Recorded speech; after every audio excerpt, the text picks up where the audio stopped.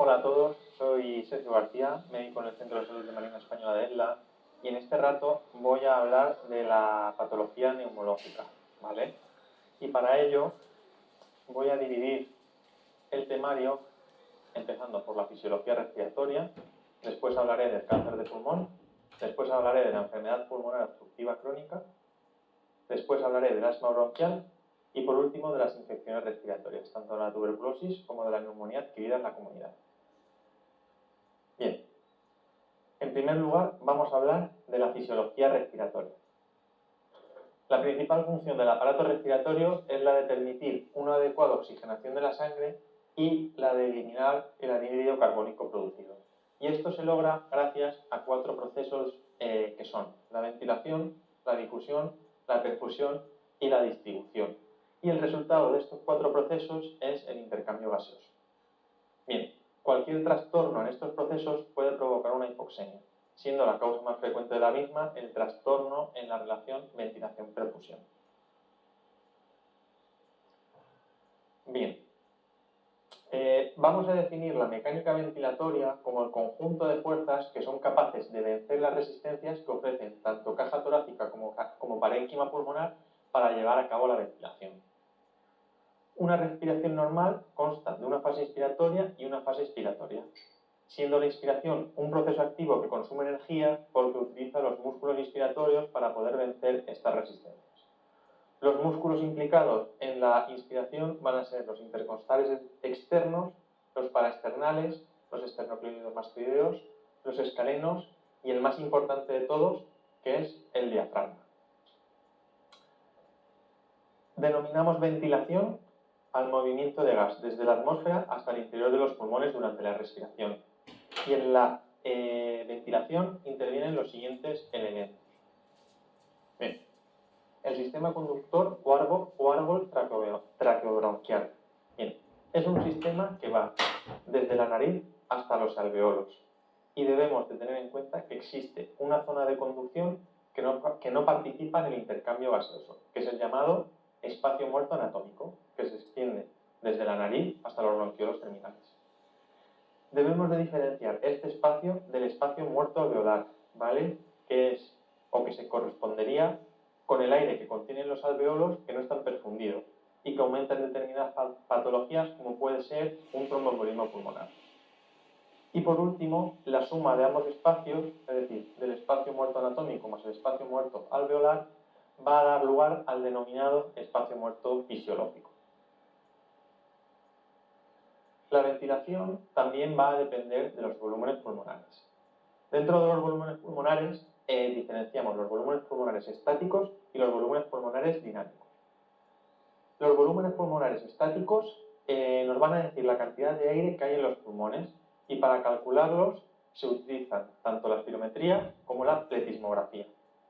Bien, distinguimos 4 volúmenes estáticos. El volumen corriente o volumen tidal, ¿vale? Que es el volumen que entra en los pulmones durante una respiración normal. El volumen residual, que es el volumen que permanece en los pulmones después de una expiración máxima. El volumen de reserva expiratorio, ¿vale? Que es el volumen de aire que se puede expirar después de una expiración normal. Y el volumen de reserva inspiratorio, que es el volumen de aire que se puede inspirar después de una inspiración normal. Entonces, si sumamos estos 4 volúmenes, van a aparecer las capacidades. Y también tenemos 4 capacidades. La capacidad pulmonar total es la suma de los 4 volúmenes y se define como la presencia de aire que contienen los pulmones después de una inspiración máxima. La capacidad funcional residual es el volumen de aire que permanece en los pulmones después de una expiración normal y se calcula sumando el volumen de reserva expiratorio y el volumen residual. La capacidad vital, ¿vale?, es el volumen de aire que expulsan los pulmones durante una expiración máxima, pero viniendo de una inspiración máxima. Por tanto, lo vamos a calcular sumando el volumen de reserva expiratorio, el volumen tidal y el volumen de reserva inspiratorio. Y por último, la última capacidad que tenemos es la capacidad inspiratoria, que es el volumen de aire que inspiramos en una inspiración máxima a partir de la capacidad funcional residual, ¿vale?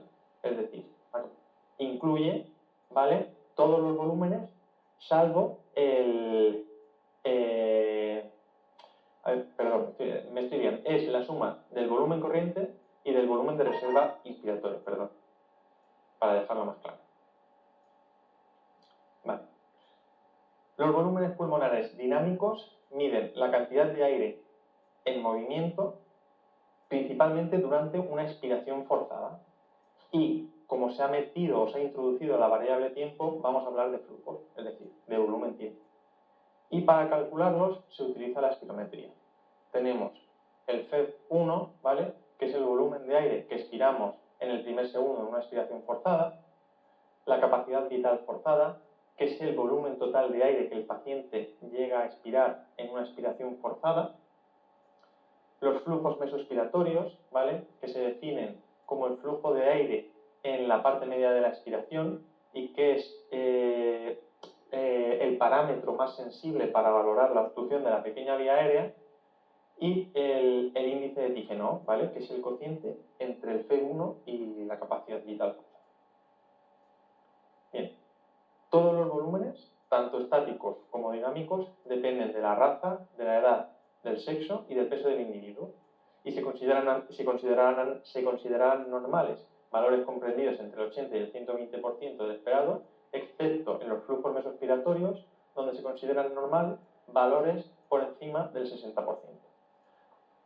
También tenemos que tener en cuenta que para poder calcular el volumen residual no podemos utilizar una espirometría, debemos realizar una pletismografía.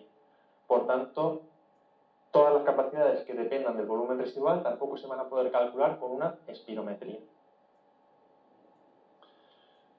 Siguiendo con un poquito de teoría, distinguimos otros conceptos, ¿vale? Definimos como ventilación total al volumen total de aire que se moviliza en un minuto y se calcula multiplicando el volumen tidal por la frecuencia respiratoria. Pero este concepto no representa bien el aire, la cantidad de aire que participa en el intercambio gaseoso, ya que debemos de tener en cuenta o tenemos que incluir también la parte del árbol traqueobronquial que no participará en este intercambio y que es el espacio muerto fisiológico. La ventilación alveolar sí que va a tener en cuenta este espacio muerto y se va a representar, por tanto, se representa, por tanto, el volumen total de aire que participa en el intercambio y se calcula restando el espacio muerto fisiológico al volumen corriente y multiplicando el resultado por la frecuencia respiratoria, ¿vale? De todas formas, el parámetro fundamental que nos va a determinar la ventilación de una persona es la presión parcial de dióxido de carbono en sangre arterial.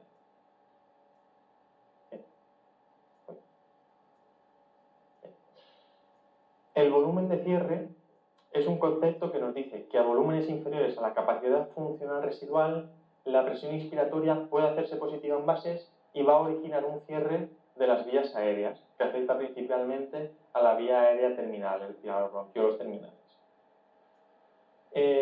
La elastancia es un concepto que nos indica la resistencia que ofrecen tanto pulmones como caja torácica a la expansión, es decir, es la tendencia que tienen los dos a volver a su configuración inicial una vez ya nos está realizando la fuerza inspiratoria. Este concepto depende de las fibras elásticas y de la tensión superficial del surfactante pulmonar y estará disminuida en situaciones donde se destruya el tejido elástico pulmonar, como por ejemplo en el enfisema. Y la confianza es el inverso de la elastancia, es decir, que es la facilidad para la insuficiencia pulmonar. Bien.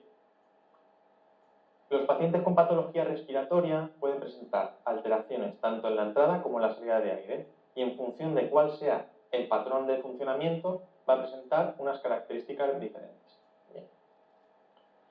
El patrón restrictivo se caracteriza porque el paciente presenta una dificultad para llenar de aire los pulmones y, por tanto, como no entra la cantidad de aire que debería, se va a producir un descenso de todos los volúmenes pulmonares, pero sobre todo veremos afectada la capacidad pulmonar total y la capacidad vital.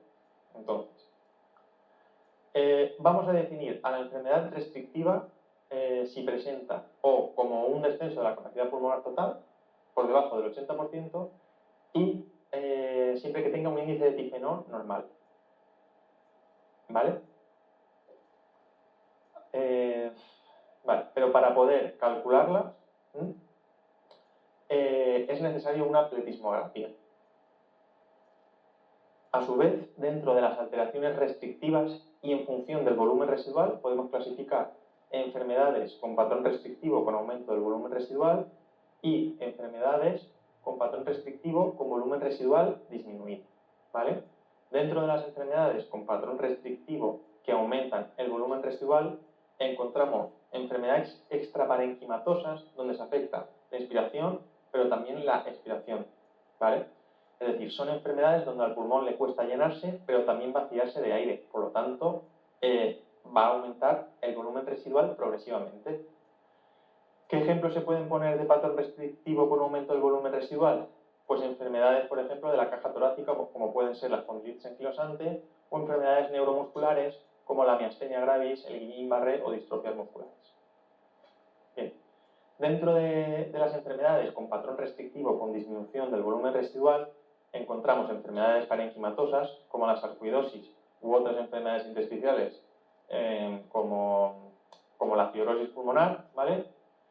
Y también pueden producirla enfermedades extraparenquimatosas, pero que tienen una disfunción principalmente inspiratoria, ¿vale? Como la obesidad, que es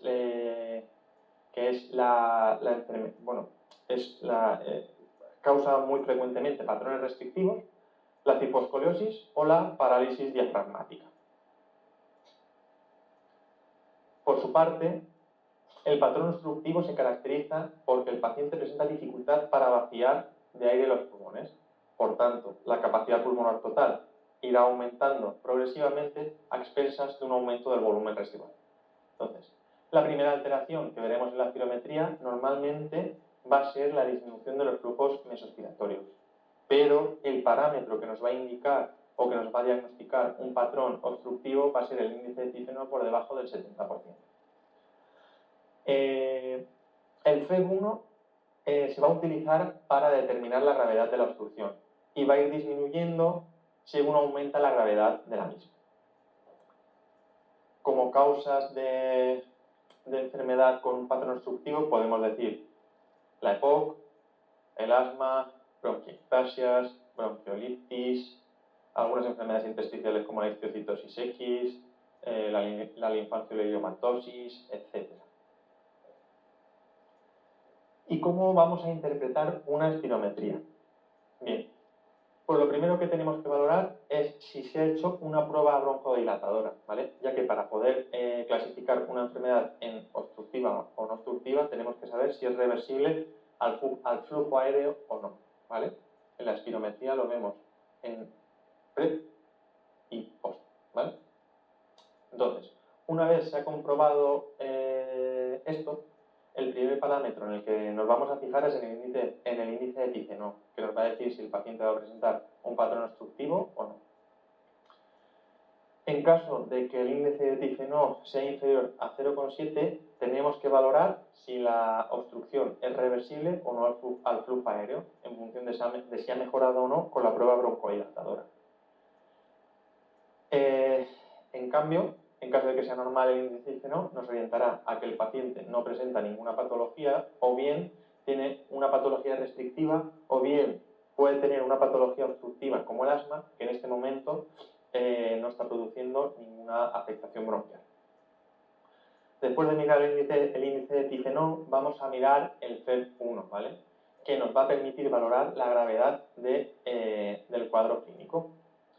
Y como se hace con el índice de epifenol, tenemos que mirarlo en condiciones basales y después de la prueba broncodilatadora. ¿vale? Por último, nos vamos a fijar en los flujos mesoaspiratorios, porque como repito por tercera vez, puede ser la primera alteración que aparezca en una obstrucción de la pequeña vía aérea. Es importante tener en cuenta que cuando se sospeche una patología restrictiva, ¿vale?, debemos de solicitar una pletismografía, porque no vamos a poder valorarla bien con una espiro. Y para terminar con el bloque de fisiología, voy a hablar de las curvas de flujo-volumen. Estas curvas se obtienen a partir de una espirometría y van a relacionar el flujo de aire con el volumen pulmonar, representando el flujo de aire en el eje vertical y el volumen pulmonar en el eje horizontal. Entonces, la morfología de esta curva nos permite saber si el patrón funcional es obstructivo o restrictivo, pero también puede ser útil para estudiar estenosis de la vía aérea. Entonces, cuando la espirometría es normal, la curva de flujo-volumen representa la expiración por encima del eje horizontal, ¿vale? Y el pico flujo expiratorio es muy precoz, ¿vale? Es muy precoz. Entonces, cuando tenemos una enfermedad obstructiva, ¿vale?,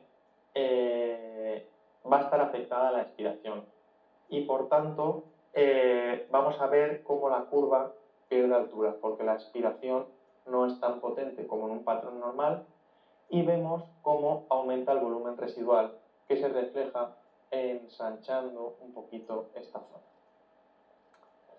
Bien, en las enfermedades restrictivas la altura de la curva va a ser normal, ¿vale?, porque lo que tenemos afectado nosotros es la entrada de aire al pulmón, pero hay una menor distancia entre la capacidad pulmonar total y el volumen residual, que esto nos viene a decir que hay una disminución en el volumen pulmonar total que tenemos que expirar, ¿vale?, porque tenemos menos aire, vamos inspirando menos aire progresivamente.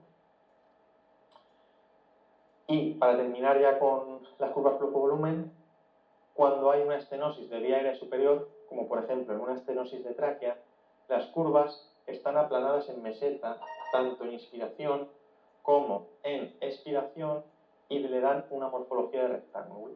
Y en este caso, el pico flujo expiratorio y el pico flujo inspiratorio son iguales. Bien, vamos a hablar ahora del cáncer de pulmón. Bien, el cáncer, en general, es la segunda causa de muerte en España, por detrás de la enfermedad cardiovascular. Y el cáncer de pulmón es el tumor más frecuente en hombres y en mujeres, pero es la causa más frecuente de muerte por cáncer a nivel global. Respecto a la etiología, existe una relación entre el número de cigarrillos consumidos y todos los tipos de cáncer pulmonar, siendo esta relación dosis dependiente. Decir o recordar que cuando una persona deja de fumar, el riesgo de padecer o de desarrollar un cáncer de pulmón desciende y se aproxima al de un no fumador, pero nunca va a llegar a ser igual que en un paciente que nunca ha fumado. También existen otros carcinógenos pulmonares, como son el asbesto, que además tiene un efecto sinérgico con el tabaco, el radón, el humo del motor diésel, etc. Además, en las células tumorales, con frecuencia se encuentran lesiones genéticas adquiridas. Por ejemplo, en el carcinoma no microcítico de pulmón se pueden encontrar mutaciones del EGFR, que es un gen que se encarga de regular procesos de crecimiento celular, de proliferación celular y de motilidad celular, ¿vale? Entonces, estas mutaciones, ¿vale?, suelen ser más frecuentes en mujeres, en no fumadores y en los adenocarcinomas, y confieren un mejor pronóstico por presentar una buena respuesta al tratamiento biológico. Por tanto, siempre que tengamos un paciente con un carcinoma no microcítico de pulmón, debemos de buscar estas posibles mutaciones. Otras mutaciones que se han encontrado en los cánceres de pulmón, pero aunque menos frecuentes, han sido, por ejemplo, las mutaciones en el gen KRAS, en el CMYC, en el BRAF o en el ER2. Y, por último, también es importante estudiar el eje PD1-PDL1, ¿vale?, que que es un mecanismo que utiliza el tumor para no ser detectado por el sistema inmune, ¿vale? Y permitir su crecimiento. Entonces, el tratamiento con anticuerpos monoclonales ha demostrado unos resultados muy buenos siempre que se detecte este hecho. Bien. La clínica del cáncer de pulmón va a depender principalmente de su localización. Entonces, los tumores que se presentan con una localización central dan clínica principalmente por obstrucción bronquial y producen una tos que puede ser productiva, lo más frecuente, con o sin hemoptisis, y además, cuando obstruyen por completo la luz del bronquio, pueden producir atelectasias y en caso de que se infecte el parénquima pulmonar distal, se van a producir neumonías de repetición en el mismo lóbulo. Por otro lado, los tumores que se presentan como una masa periférica suelen ser asintomáticos hasta fases avanzadas de la enfermedad. Y en caso de producir síntomas, estos síntomas suelen aparecer por irritación de la pleura. Por lo tanto, van a producir un dolor pleurítico principalmente, una tos irritativa y disnea. Bien. El cáncer de pulmón también puede producir síntomas por invasión de estructuras vecinas, ¿vale? Como por ejemplo se puede producir una disfonía por infiltración del nervio laríngeo recurrente, una elevación del hemidiafragma por infiltración del frénico, un síndrome de Horner, un síndrome de vena cava superior, etc. Además, cada tipo histológico va a producir una serie de síndromes paraneoplásicos, como por ejemplo el síndrome de Eaton-Lambert, que recordemos es una debilidad muscular proximal que se asocia con hiporreflexia y con parestesias, una osteopatía hipertrófica o alteraciones metabólicas porque el tumor secreta distintas hormonas, ¿vale? Entonces, respecto a las acropaquias, debemos de saber que las acropaquias se pueden producir por muchas patologías, como por ejemplo enfermedades pulmonares, que suelen ser la causa más frecuente de acropaquias, enfermedades digestivas, como por ejemplo una cirrosis o una enfermedad inflamatoria intestinal, cardiopatías cianógenas, etc. Entonces, dentro de las causas pulmonares de acropaquias, la causa más frecuente es el cáncer de pulmón. Por tanto, siempre que aparezcan estas acropaquias en un paciente fumador, tenemos que descartar la neoplasia. Bien, siempre que se sospeche un cáncer de pulmón, la primera prueba a realizar es una radiografía de tórax. Y como la mayor parte de los tumores se desarrolla en vía aérea principal, los signos radiográficos más frecuentes van a ser el ensanchamiento mediastínico y la atelectasia. Bien, el diagnóstico histológico se va a realizar con fibroscopio. Y luego, en caso de que el tumor tenga una localización central, se va a realizar una biopsia bronquial. Y si el tumor tiene una localización periférica o un tamaño menor de 3 centímetros, la biopsia va a ser transbronquial. Una vez se ha diagnosticado el tumor, debemos de valorar la extensión del mismo y descartar que se haya afectado al mediastino o que haya metástasis a distancias. Por tanto, para estudiar la posible afectación dentro del tórax, se va a realizar un TAC torácico que va a permitir ver si hay o no adenopatías mediastínicas.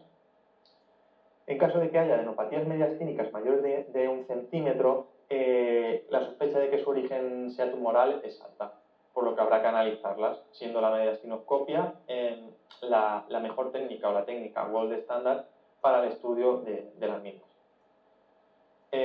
También tendremos que hacer una gammagrafía ósea en caso de que el paciente refiera dolor óseo o que en la analítica aparezcan datos que nos puedan orientar a la presencia de metástasis óseas, como son un aumento de las fosfatas alcalinas o la hipercalcemia. Y en caso de que el paciente presente síntomas neurológicos o un carcinoma microcítico de células pequeñas, se debe realizar un TAC craneal. Bien. Vamos a distinguir 4 tipos de cáncer de pulmón. 2 de localización central y 2 de localización periférica. Dentro de los cánceres de pulmón de localización central tenemos el epidermoide y el anaplásico de células pequeñas, que también se conoce como old cells, microcítico, etc. Entonces, El epidermoide actualmente es el segundo cáncer de pulmón en frecuencia y es el tipo histológico que tiene un mejor pronóstico. Suele afectar a los lóbulos superiores y es la causa más frecuente de una masa cavitada maligna y de síndrome de Pancoast. Además, secreta con frecuencia una sustancia PTH-like que va a producir una hipercalcemia y una hipofosfatemia. Por su parte, el carcinoma anaplásico de células pequeñas es el tipo histológico de peor pronóstico, ¿vale? Y es el tumor que más síndromes paraneoplásicos va a producir, ¿vale?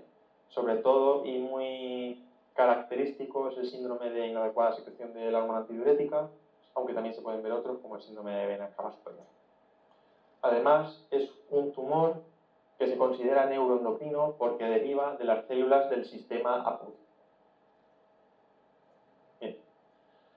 Entre los carcinomas de localización periférica encontramos el adenocarcinoma y el carcinoma anaplásico de células grandes. El adenocarcinoma es hoy por hoy el tipo histológico más frecuente y es también el más frecuente en no fumadores. Además, es la causa más frecuente de nódulo pulmonar solitario maligno y suele asentar sobre cicatrices pulmonares previas. Es un tumor que afecta con frecuencia a la pleura, siendo una de las causas más frecuentes o la causa más frecuente de derrame pleural maligno, y dentro de los no microcíticos además es el que metastatiza con más frecuencia. Y el carcinoma anaplásico de células grandes es el segundo subtipo que cavita con más frecuencia y el síndrome paraneoplásico que produce con más característico es la ginecomastia.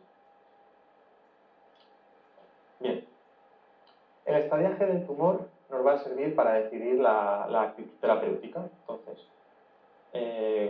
como todos sabemos, en la clasificación TNM nos incluye la T, que valora el tamaño tumoral, la N, que valora la afectación ganglionar, y la M, que valora la presencia de metástasis a distancia. Entonces, en la T se puede clasificar en una TX cuando la citología es positiva pero no se encuentra el tumor en una prueba de imagen o una broncoscopia, en T0 cuando no hay evidencia de tumor primario, en T y S cuando el carcinoma se ha encontrado o está in situ. En la T1 el tumor va a tener un tamaño menor o igual de 3 centímetros y va a estar rodeado de parénquima o de pleura visceral, pero no va a invadir más allá del bronquio lobar.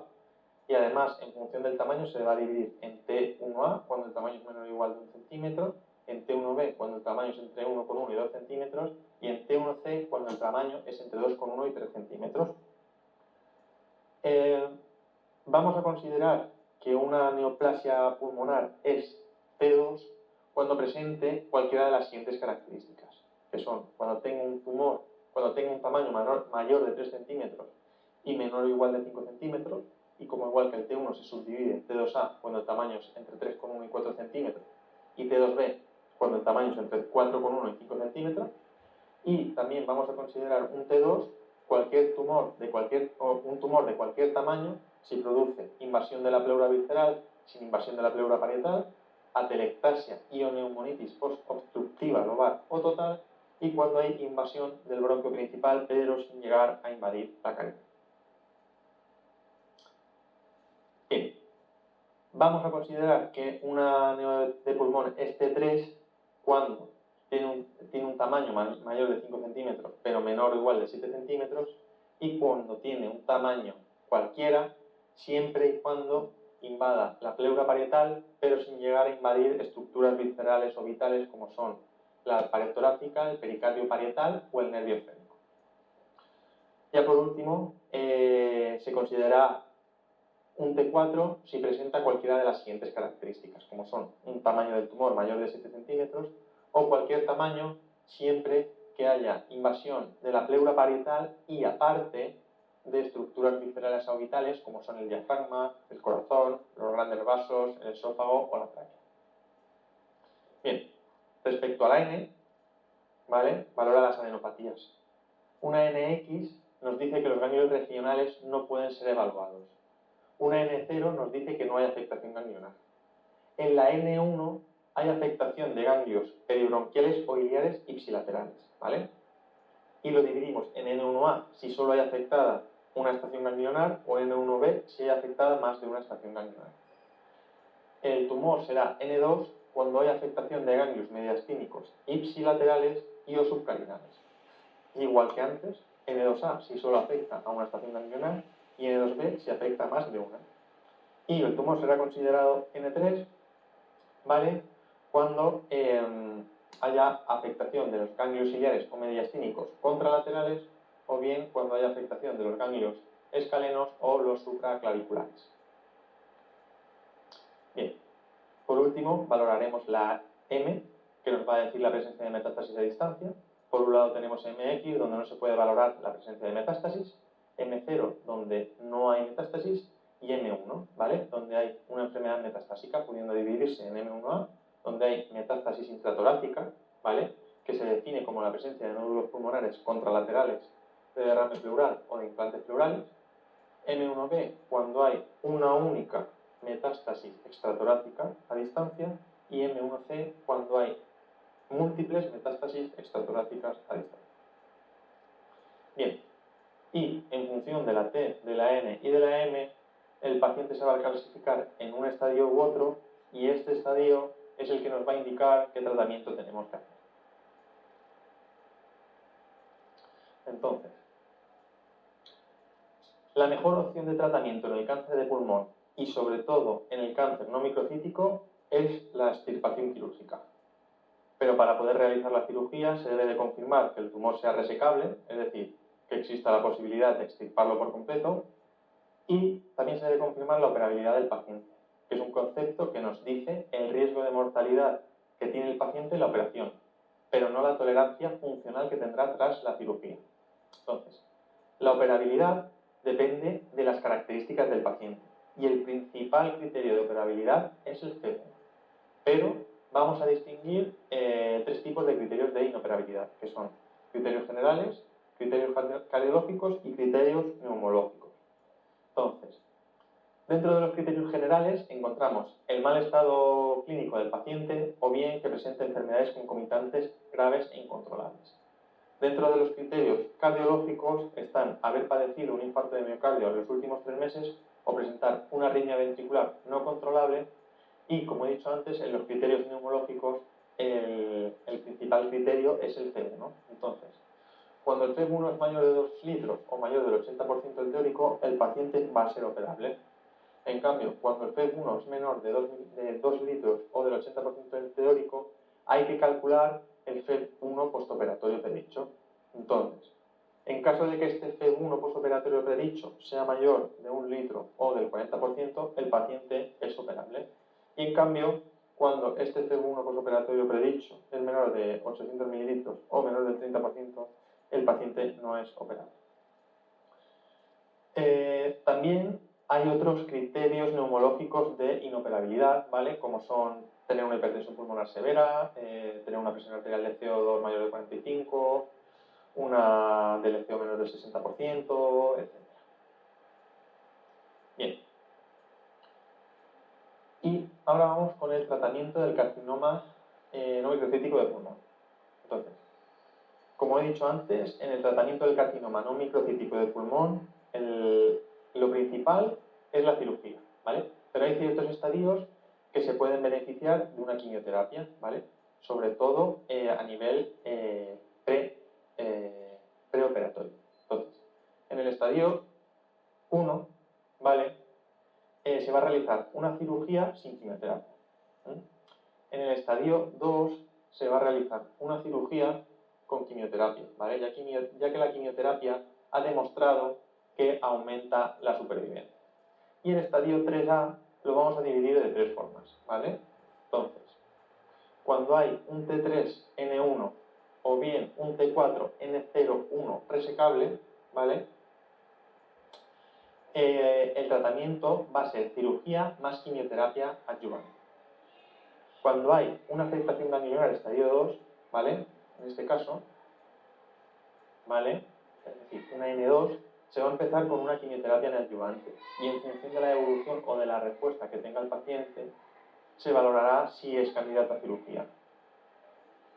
Pero hoy en día, como ha mejorado mucho el tratamiento sistémico, muchos autores creen que lo más adecuado en este caso es utilizar el tratamiento sistémico. Y ya como por último, cuando hay un T4 por invasión local, como por ejemplo una invasión mediastínica, vertebral, diafragmática o lo que sea, el tratamiento es paliativo con quimio-radioterapia, ¿vale? Aquí. Y si es posible y la invasión del mediastino lo permite, se realizará una cirugía con intervención paliativa en función del grado de afectación visceral. Bien. En cambio, cuando el tumor es un estadio 3A no resecable, 3B o 3C, no está indicado el tratamiento quirúrgico y se va a realizar tratamiento sistémico.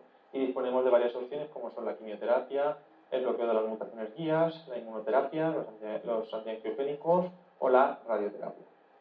Entonces, la quimioterapia ha demostrado que mejora la supervivencia y la calidad de vida. Y hasta que apareció el tratamiento biológico y la inmunoterapia, era el tratamiento estándar en el carcinoma no microcítico de pulmón. El bloqueo de las mutaciones guía, ¿vale? Como por ejemplo en la mutación del gen EGFR, siempre que estén presentes, va a ser el tratamiento de primera línea.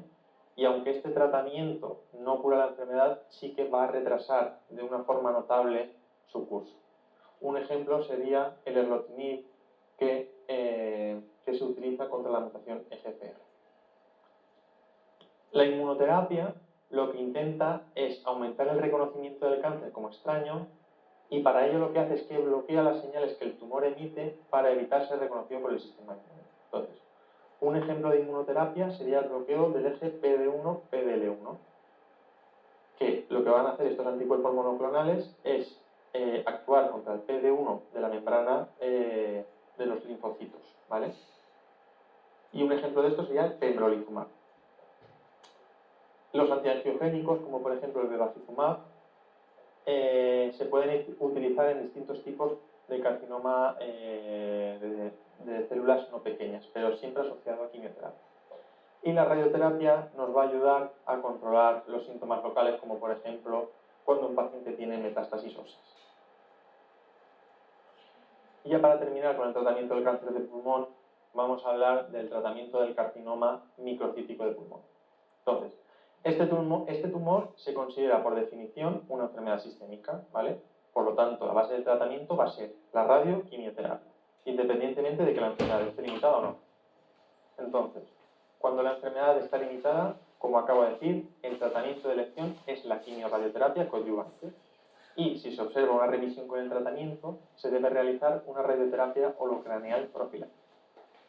En la enfermedad diseminada, el tratamiento va a ser la quimioterapia con intervención paliativa, ¿vale? Junto con tratamiento de soporte. Y en caso de que haya remisión, también se puede o se debe, ¿no?, realizar radioterapia holocraneal profiláctica. Bien, vamos a hablar ahora del asma bronquial, ¿vale? El asma bronquial es una enfermedad que se caracteriza por presentar una inflamación crónica de la vía respiratoria que cursa con hiperreactividad bronquial y una obstrucción variable e irreversible al flujo aéreo.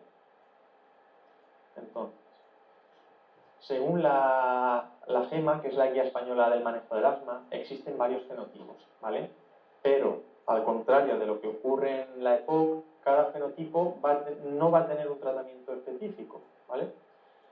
Entonces, podemos agrupar estos fenotipos en tres bloques distintos clínicos, clínicos o fisiológicos, relacionados con desencadenantes e inflamatorios, ¿vale? Importante es que esté en un grupo no excluye que el fenotipo no excluye que esté en otro fenotipo. Entonces, dentro del fenotipo clínico-fisiológico encontramos el asma grave con exacerbaciones, el asma refractaria al tratamiento, el asma de inicio precoz o asma extrínseca, que suele aparecer en menores de 12 años y que suele ser alérgica, el asma de inicio tardío o intrínseca, ¿vale? Que aparece sobre todo en mujeres adultas y no alérgicas, el asma con limitación al flujo aéreo y el asma con obesidad. Dentro del fenotipo relacionado con los desencadenantes encontramos el asma alérgica, ya sea alérgenos ambientales u ocupacionales, asma inducida por AINE, asma inducida por ejercicio o asma inducida por menstruación, y por último tenemos los fenotipos inflamatorios, que son el asma eosinofílica, que suele ser un asma alérgica, ¿vale? Y que presenta una buena respuesta al tratamiento con el corticoide inhalado, y por otro lado tenemos el asma neutrofílica, que aparece en pacientes que suelen tener exacerbaciones graves y que responden peor al tratamiento con el corticoide inhalado. Bien, en cuanto a la etiopatogenia de la enfermedad, debemos de diferenciar entre factores de riesgo y factores desencadenantes de la enfermedad. Los factores de riesgo son los que se van a relacionar o que están relacionados con la aparición de la enfermedad, como son, por ejemplo, la atopia, la rinitis, el tabaco, etc. Y los factores desencadenantes son aquellos factores que producen un empeoramiento de la sintomatología cuando nos exponemos a ellos. Por lo tanto, una parte fundamental del tratamiento del asma va a ser evitar la exposición a estos factores desencadenantes. Entonces, dentro de los desencadenantes del asma bronquial o de una crisis asmática, los más comunes son los alérgenos. Y en segundo lugar se encuentran las infecciones, ¿vale? Y las infecciones más frecuentes suelen ser las víricas. Y dentro de los virus, los más frecuentes son los rinovirus o el influenzavirus. Bien. Entre los síntomas que suele presentar un paciente con asma encontramos la disnea, la tos, las sibilancias y la opresión torácica. Estos síntomas suelen ser más frecuentes por la noche, ¿vale? Y están provocados por factores desencadenantes, como acabamos de decir, virus, alérgenos, etc. Entonces, hay determinados pacientes que no vienen a consulta con la sintomatología típica, ¿vale? Pueden venir con síntomas un poquito inespecíficos y se quejan, sobre todo, de una tos crónica o de bronquitis de repetición. Entonces, también tenemos que estar alerta en estos casos. En la exploración, lo que vamos a ver en una crisis es que el paciente va a venir a consulta con una crisis asmática. Por lo tanto, vamos a ver sibilancias y una expiración alargada.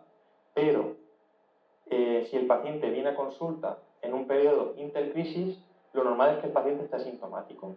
Por lo tanto, una exploración normal en un paciente no nos va a descartar que no sea asmático.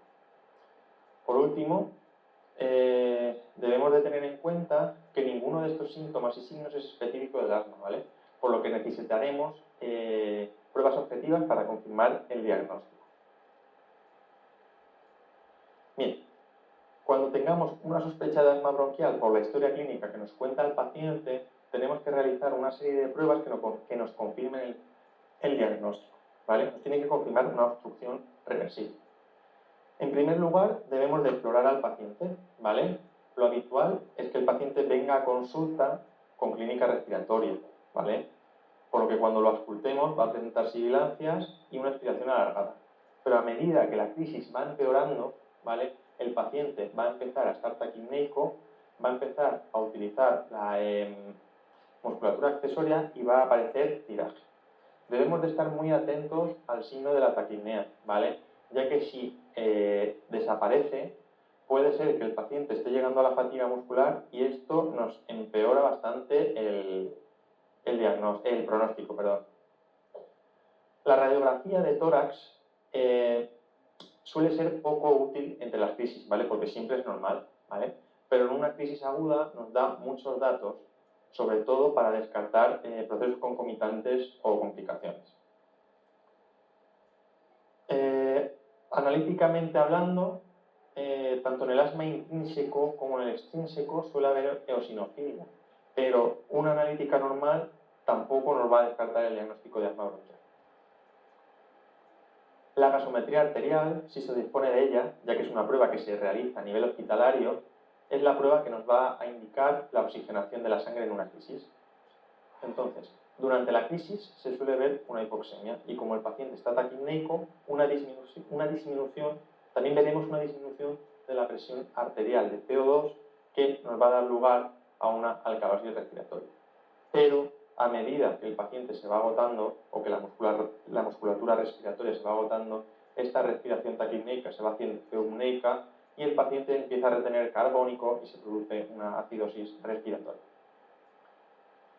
Las pruebas de atopia no van a ser útiles en el diagnóstico del asma bronquial, pero bueno, nos van a ayudar a identificar algunos factores desencadenantes. Las pruebas funcionales son las que van a diagnosticar, o por lo menos nos van a mostrar el patrón respiratorio del paciente, ¿vale? Entonces, la Espiro es la prueba diagnóstica de elección. Normalmente, en un paciente asmático, vamos a ver un patrón obstructivo con una disminución del índice de Tigeno, ¿vale? Y una disminución del C1. Pero debemos de tener en cuenta que la espirometría también puede ser normal o incluso puede aparecer un patrón restrictivo por atrapamiento aéreo.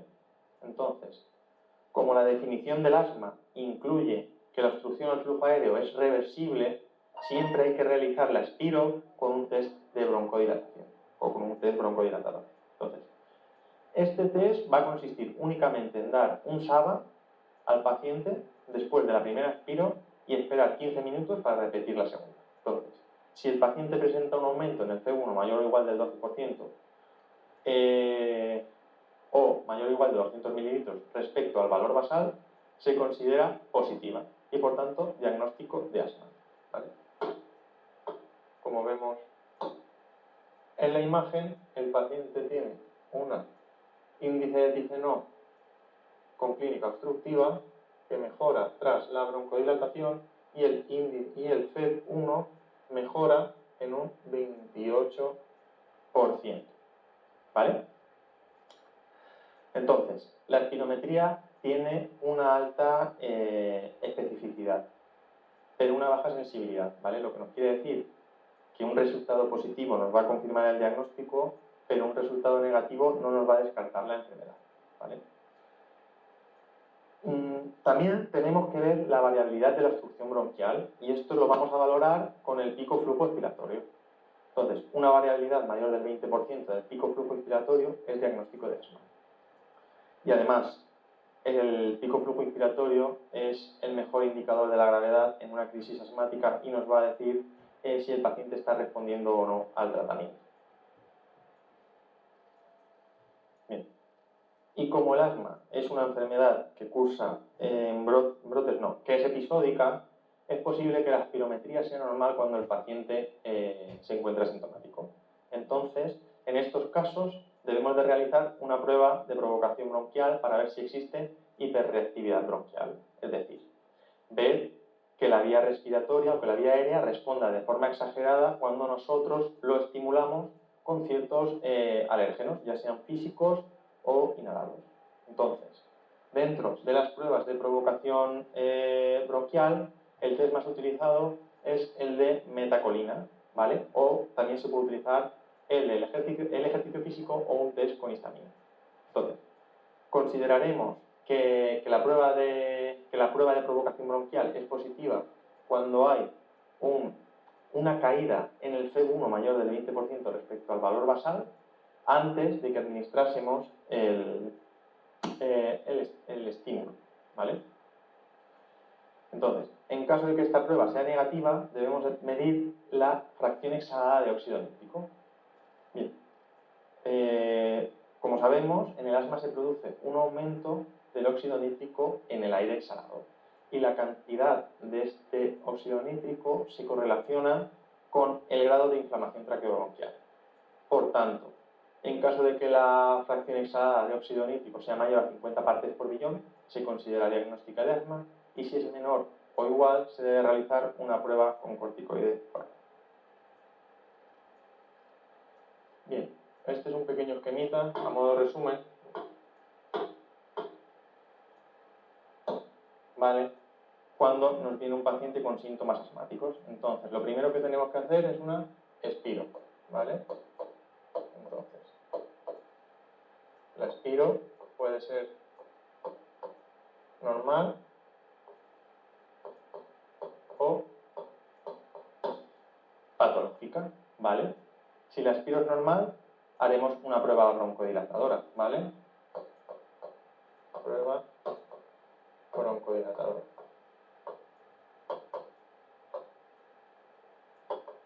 Que puede ser positiva, que nos va a diagnosticar asma, o puede ser normal, que nos va a descartar asma. Bien, si la prueba, si la espirometría nos ha salido patológica, es decir, ha presentado una obstrucción, tenemos que hacer una prueba broncodilatadora, ¿vale? Una prueba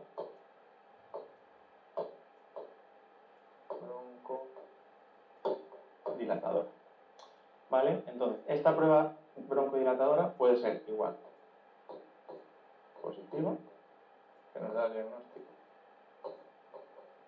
de asma, ¿vale? O puede ser negativa, ¿vale? En este caso vamos a tener que mirar la fracción exhalada de óxido nítrico, ¿vale? Entonces, si esta fracción exhalada de óxido nítrico es mayor o igual de 50 partes por billón, nos va a diagnosticar el asma, y si es menor de 50 partes por billón, tenemos que hacer una prueba con glucocorticoide oral. Bien, vamos a pasar al tratamiento del asma. Los objetivos del tratamiento son eliminar los síntomas, mantener una función pulmonar normal, prevenir las agudizaciones y evitar los efectos secundarios. Y para ello vamos a dividir los fármacos en función de si tienen una acción broncodilatadora o una acción antiinflamatoria, ¿vale? Dentro de los fármacos broncodilatadores encontramos los agonistas beta-adrenérgicos y los anticolinérgicos. De todos los agonistas adrenérgicos, vamos a destacar el formoterol, ¿vale? Porque el formoterol tiene un efecto broncodilatador muy rápido, por lo que se utiliza en asociación con un corticoide inhalado, tanto para el tratamiento agudo del asma como para el tratamiento de mantenimiento. Y los anticolinérgicos son fármacos que se van a utilizar en escalones avanzados, ¿vale? O en exacerbaciones moderadas y graves. Por su parte, los fármacos antiinflamatorios se pueden dividir en corticoides, cromonas, antagonistas de receptores de leucotrienos y anticuerpos anti-IgE. Bien, los corticoides son la base o el tratamiento fundamental en el asma bronquial, ¿vale? Y se pueden administrar tanto por vía inhalada, como por vía oral, como por vía intravenosa. Por vía inhalada no producen efectos sistémicos y dentro de los efectos secundarios más frecuentes, encontramos la disnea y la candidiasis orofaríngea. La vía sistémica la vamos a utilizar en exacerbaciones y dependiendo de cuál sea la gravedad de la exacerbación, vamos a utilizar la vía oral, como por ejemplo con prednisona, o la vía intravenosa con metilprednisolona. Las cromonas son fármacos que prácticamente ya no se utilizan, ¿vale? Y su mecanismo de acción se basa en estabilizar la membrana de los mastocitos para impedir así la liberación de mediadores. Los antagonistas de los receptores de leucotrienos están especialmente indicados en el tratamiento del asma inducido por el ejercicio o en la triada ASA. Además, también son muy útiles como parte del tratamiento en el asma leve y moderado y no se usan en monoterapia como primera elección, ¿vale? Y dentro de los antagonistas de receptores de leucotrienos utilizamos montelukast principalmente. Y por último tenemos el omalizumab, que es un anticuerpo monoclonal anti-IgE que se indica en pacientes con una asma extrínseca grave que no se logra controlar con tratamiento convencional, pero siempre y cuando el paciente tenga más de 100 CIG.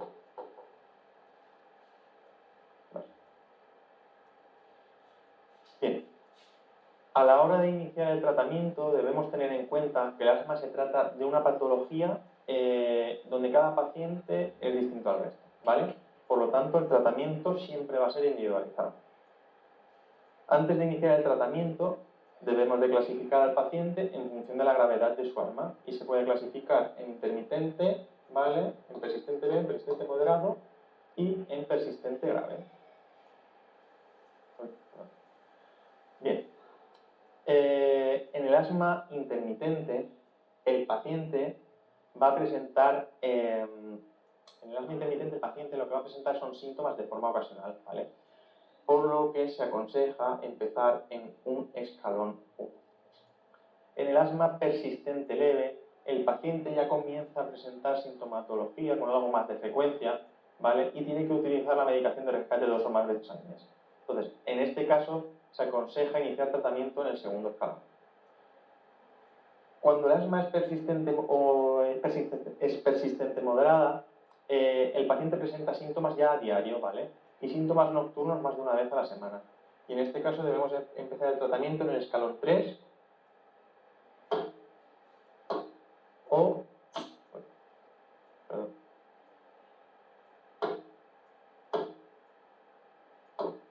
3 o 4, ¿vale? Aquí hay una rata. Y por último, en el asma persistente grave, el paciente tiene síntomas graves o bien debuta con exacerbación. Y en este caso el paciente debe empezar con un escalón directamente muy alto, ¿vale? O bien 5 o bien 6. Aquí hay otra errata. 6.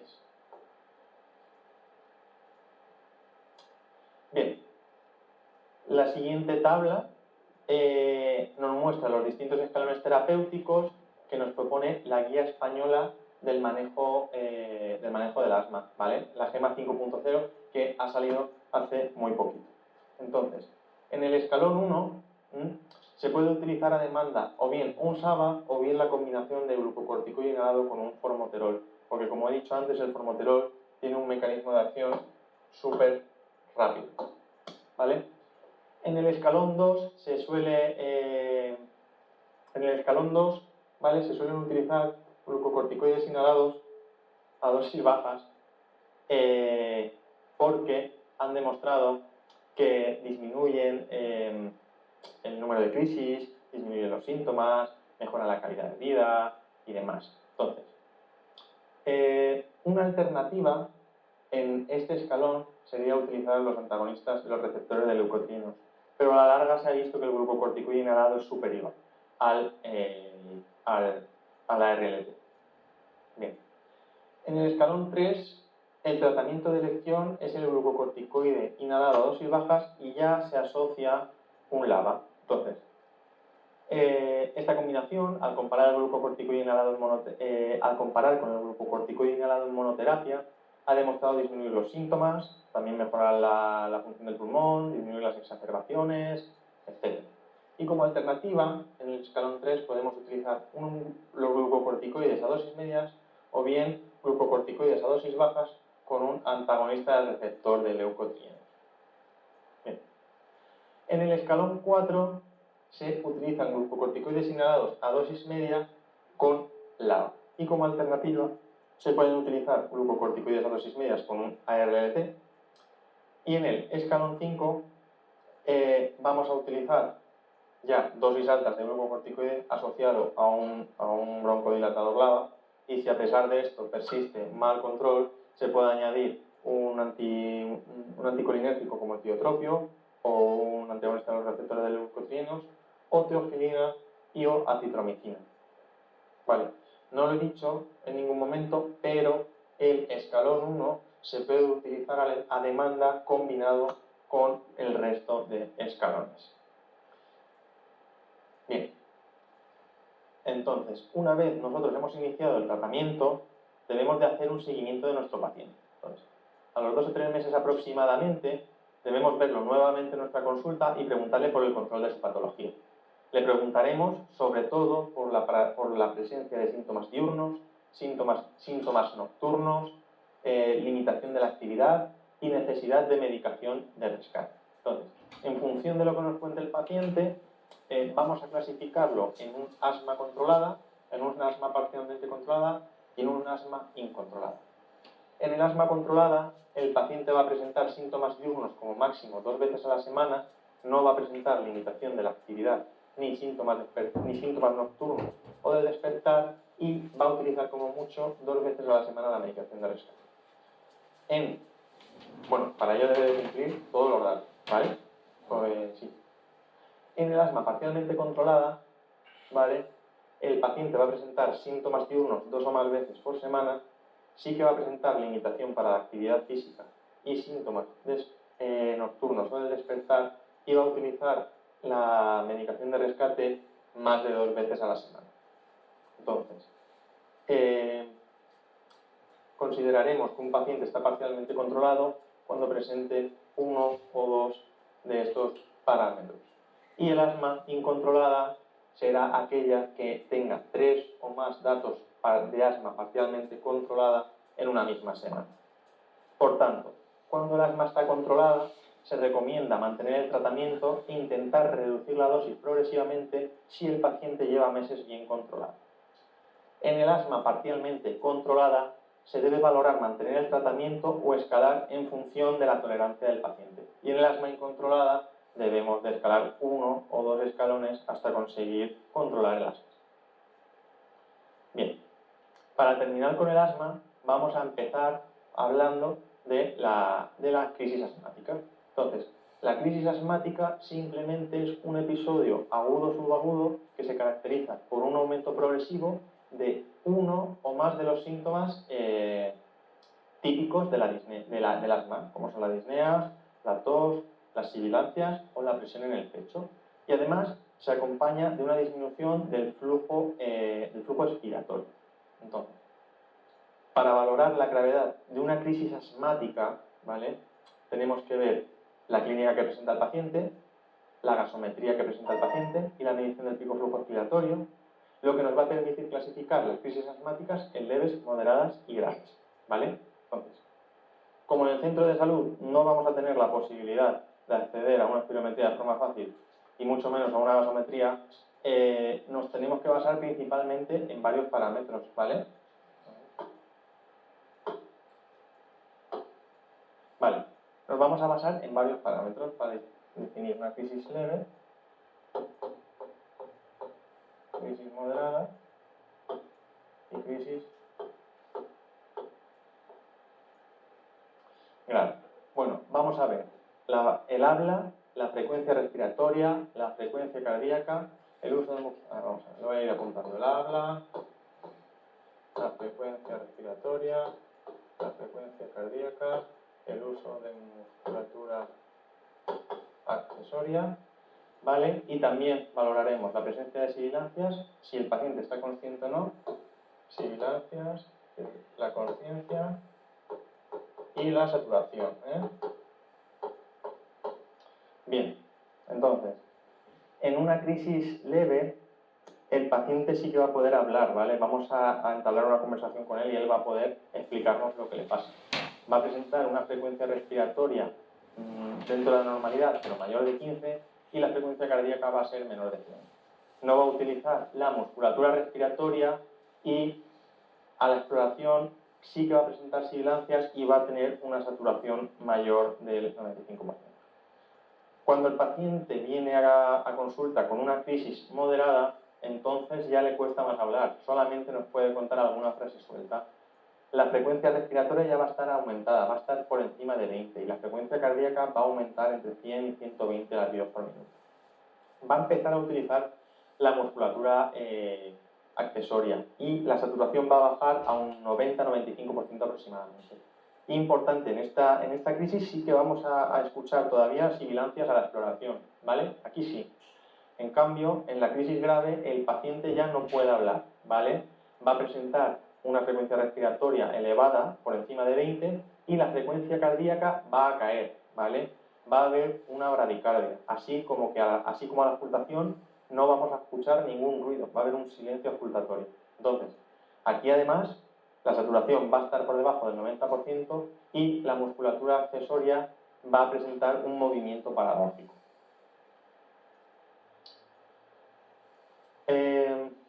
En la crisis de asma, el tratamiento va a ser simplemente mantener una saturación de oxígeno adecuada e intentar reducir la obstrucción y la inflamación del bronquio. Entonces, para ello vamos a utilizar SABAs, que son los fármacos de elección, ¿vale? Entonces, en caso de que la crisis asmática sea leve o moderada, se puede dar en cartucho presurizado. Si es con cámara espaciadora, mejor, porque va a mejorar el depósito pulmonar. Pero en crisis grave se van a utilizar por vía nebulizada, aunque ahora, en esta época de COVID, no está muy aconsejado utilizar las nebulizaciones, ¿vale?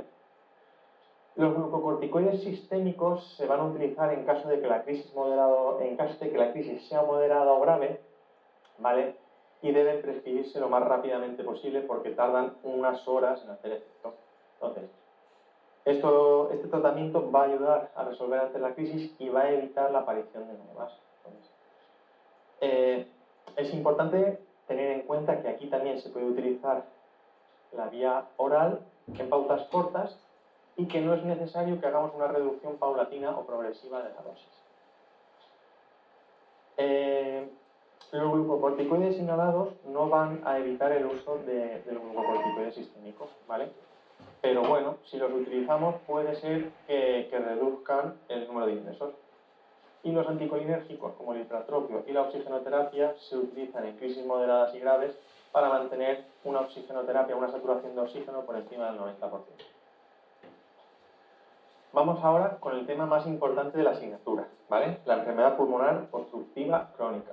Entonces, es una enfermedad con una alta prevalencia en nuestro medio y se espera un aumento en los próximos años, sobre todo a expensas de las mujeres, ¿vale? Porque hasta ahora casi todo eran hombres. Entonces, la EPOC es uno de los problemas más prevalentes en nuestro medio y se calcula que aproximadamente un 80% de los pacientes EPOC los controlamos nosotros desde la atención primaria. Por lo tanto, es súper importante controlar a los pacientes bien. Bien. La enfermedad pulmonar obstructiva crónica, ¿vale? Es una enfermedad que se caracteriza, como su propio nombre indica, por presentar una obstrucción crónica y poco reversible al flujo expiratorio. Y engloba dos entidades clínicamente bien diferenciadas, que son la bronquitis crónica, y el enfisema. El tabaco es el principal factor de riesgo, ¿vale? Aunque únicamente un 15% de los pacientes fumadores va a desarrollar EPOC a lo largo de su vida. El humo del tabaco va a producir una serie de modificaciones a nivel pulmonar, ¿vale? Y esto va a parecer la aparición de la enfermedad. Y son que producen una inflamación crónica con acumulación de neutrófilos en el pulmón, que van a ir destruyendo las fibras elásticas de la pared alveolar. Se va a producir una hiperplasia y una hipertrofia de las glándulas secretoras de moco, ¿vale? Se va a inhibir la función de los macrófagos, se va a aumentar la resistencia de la vía aérea, etc. Entonces, los factores ambientales también pueden contribuir a la aparición de la EPOC, aunque de forma menos frecuente que el tabaco. Y entre ellos podemos encontrar la exposición pasiva al humo del tabaco, la quema de biomasa, la contaminación atmosférica o la exposición ocupacional, ¿vale? Hay determinados trabajos que predisponen a la aparición de enfermedades obstructivas. Bien, como se ha dicho antes, la EPOC agrupa dos entidades clínicamente bien diferenciadas, que son la bronquitis crónica y el enfisema. Entonces, tanto la bronquitis crónica como el enfisema tienen características en comunes, como son que el tabaco es su principal factor de riesgo, ¿vale? Que clínicamente presentan una disnea de esfuerzo progresiva y que hay una hiperreactividad de los bronquios, pero anatomopatológicamente están bien diferenciadas, ¿vale? La bronquitis crónica es una enfermedad que afecta a la vía aérea y el enfisema afecta al parénquima pulmonar. Entonces, la bronquitis crónica, ¿vale?, es una enfermedad de la vía aérea y se define por la presencia de tos y expectoración durante al menos 3 meses en un año durante 2 años consecutivos. Y el enfisema es una enfermedad del parénquima pulmonar donde se produce una destrucción, ¿vale? Como vemos aquí, una destrucción progresiva de la pared de los alveolos con atrapamiento aéreo distal, como se ve en la imagen. Entonces, clínicamente hablando, son patologías muy parecidas, pero que se diferencian en algunas cositas, ¿vale? Vamos a decir que en la bronquitis crónica el esputo es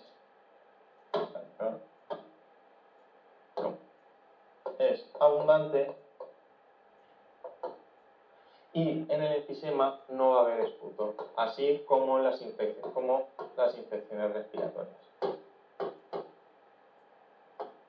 Vale, las reagudizaciones van a ser más frecuentes en la bronquitis crónica que en el enfisema, ¿vale? Y la disnea va a ser peor, ¿vale? Más grave en el enfisema. Vale, vamos a poner aquí leve. En cuanto a la presión arterial de O2, va a estar más disminuida igualmente la bronquitis crónica, ¿vale? Va a estar entre 45 y 60, y en el enfisema va a estar por encima de 60. Al igual que la PCO2, ¿vale? Que va a estar aumentada en la bronquitis crónica, ¿vale? Además, en el enfisema, perdón, en la bronquitis crónica va a haber una mayor incidencia de col pulmonar, va a haber una mayor incidencia de hipertensión pulmonar, col pulmonares e hipertensión pulmonar, y en la radiografía veremos principalmente aumento de la trama broncovascular, ¿vale?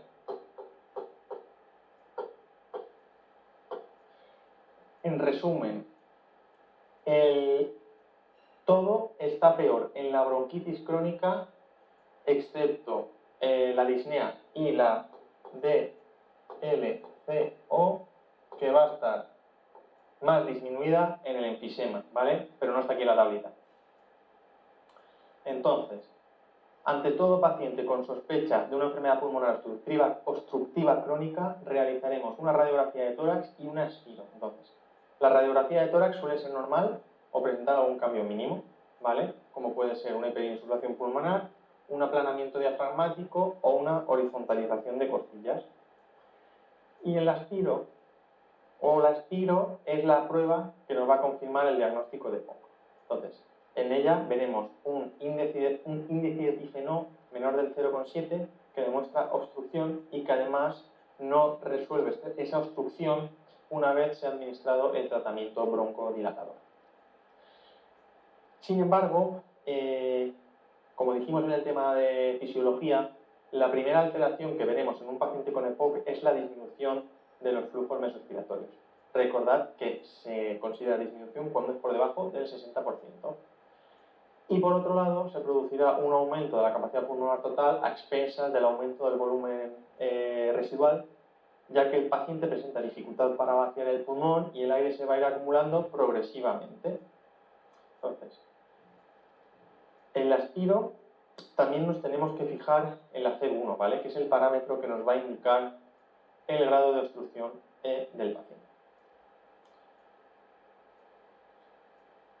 Bueno, en un paciente EPOC también podemos realizar otras pruebas para valorar la afectación cardiológica, como son una ecocardio o un electrocardiograma en caso de que haya sospechas, ¿vale? Y una vez hemos diagnosticado a un paciente EPOC, ¿vale? Debemos decidir qué tratamiento vamos a ponerle. Disponemos de una serie de guías clínicas que nos van a ayudar a estratificar el riesgo de nuestro paciente EPOC, y las más usadas, o las que solemos utilizar con más frecuencia, son sobre todo la guía GOLD y la guía GSPOC. Entonces, la guía GOLD va a clasificar al paciente de dos formas, ¿vale? Por un lado, clasifica al paciente en función de la obstrucción que presenta el flujo aéreo, es decir, en función de la C1 que presente el paciente en la espirometría, le va a dar un grado espirométrico GOLD 1, 2, 3 o 4, según la obstrucción sea leve, moderada, grave o muy grave. Y por otro lado, va a clasificar al paciente en función de la gravedad de sus síntomas. Y como síntomas va a tener en cuenta el número de exacerbaciones y la disnea, ¿vale? Y va a establecer 4 grupos de riesgo, que son A, B, C y D. Bien, la disnea se va a valorar con la escala MMRC o con la escala K.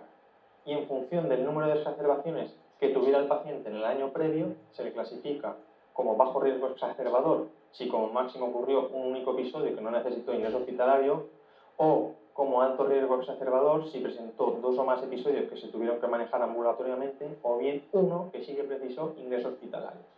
Entonces, de esta forma, la guía GOLD va a clasificar al paciente en función del grado espirométrico y en función de los síntomas y el riesgo de exacerbación que tenga, ¿vale? Entonces, esta clasificación es la que luego nos va a ayudar a decidir qué tratamiento farmacológico vamos a utilizar. Bien, por otra parte, la guía GSPOC clasifica al paciente en primer lugar en función de su riesgo, y para ello tiene en cuenta, como la guía GOL, el C1, la disnea y el número de exacerbaciones. Entonces, la guía GSPOC va a considerar a un paciente como de bajo riesgo cuando cumpla los siguientes 3 criterios, es decir, tenga una C1 post broncodilatación mayor del 50%, una disnea medida con la escala MMRC entre 0 y 2 y haya tenido como máximo una exacerbación en el año previo y que no haya requerido ingreso. Y en cambio, considerará al paciente como de alto riesgo cuando cumpla al menos uno de los siguientes criterios, ¿vale? Que es presentar una C1 por broncodilatación menor del 50%, una disnea mayor de 2 o igual a 2, pero siempre que el paciente esté con tratamiento, y en caso de que el paciente presentara 2 o más exacerbaciones en el año previo, o bien una que precisara ingreso hospitalario. Además, GSPOC lo que hizo fue clasificar al paciente en función de sus características, ¿vale? Hablo de los famosos fenotipos, ¿vale? Entonces, clasificó a los pacientes como fenotipo no agudizador cuando el paciente se caracterizaba por no presentar o por presentar como máximo una exacerbación en el año previo y que no fuera necesario el ingreso hospitalario, ¿vale? Clasificó al paciente también como fenotipo agudizador, que podía ser enfisematoso o bronquítico crónico, y que se caracterizaba porque el paciente en el año previo presentaba al menos 2 exacerbaciones que fueron tratadas de forma ambulatoria o una que precisó ingreso hospitalario. Y por último, también clasificó al paciente con fenotipo mixto o fenotipo ACO en pacientes que presentaban criterios diagnósticos de POC y de asma, ¿vale? Es decir, un paciente que tenía una prueba broncodilatadora muy positiva, es decir, un incremento del C1 mayor de 400 mililitros y de un 15%, o una eosinofilia en sangre periférica superior a las 300 células por milímetro cúbico. Entonces, respecto al tratamiento de la EPOC, el único tratamiento que ha demostrado aumentar la supervivencia es el abandono del hábito tabáquico y la oxigenoterapia cuando esté indicada, ¿vale? El tratamiento farmacológico lo que va a hacer es reducir la sintomatología y el número de exacerbaciones, y para ello vamos a encontrar distintos tipos de tratamiento, ¿vale? En este caso, los broncodilatadores son el pilar fundamental del tratamiento, ¿vale? Los agonistas beta-adrenérgicos son los broncodilatadores más potentes que hay, por encima de los anticolinérgicos, y actúan tanto en la vía aérea de pequeño calibre como en la vía aérea de gran calibre, pero no van a tener efecto ni antiinflamatorio ni antisecretor, como sí que presentan los corticoides inhalados o los anticolinérgicos respectivamente.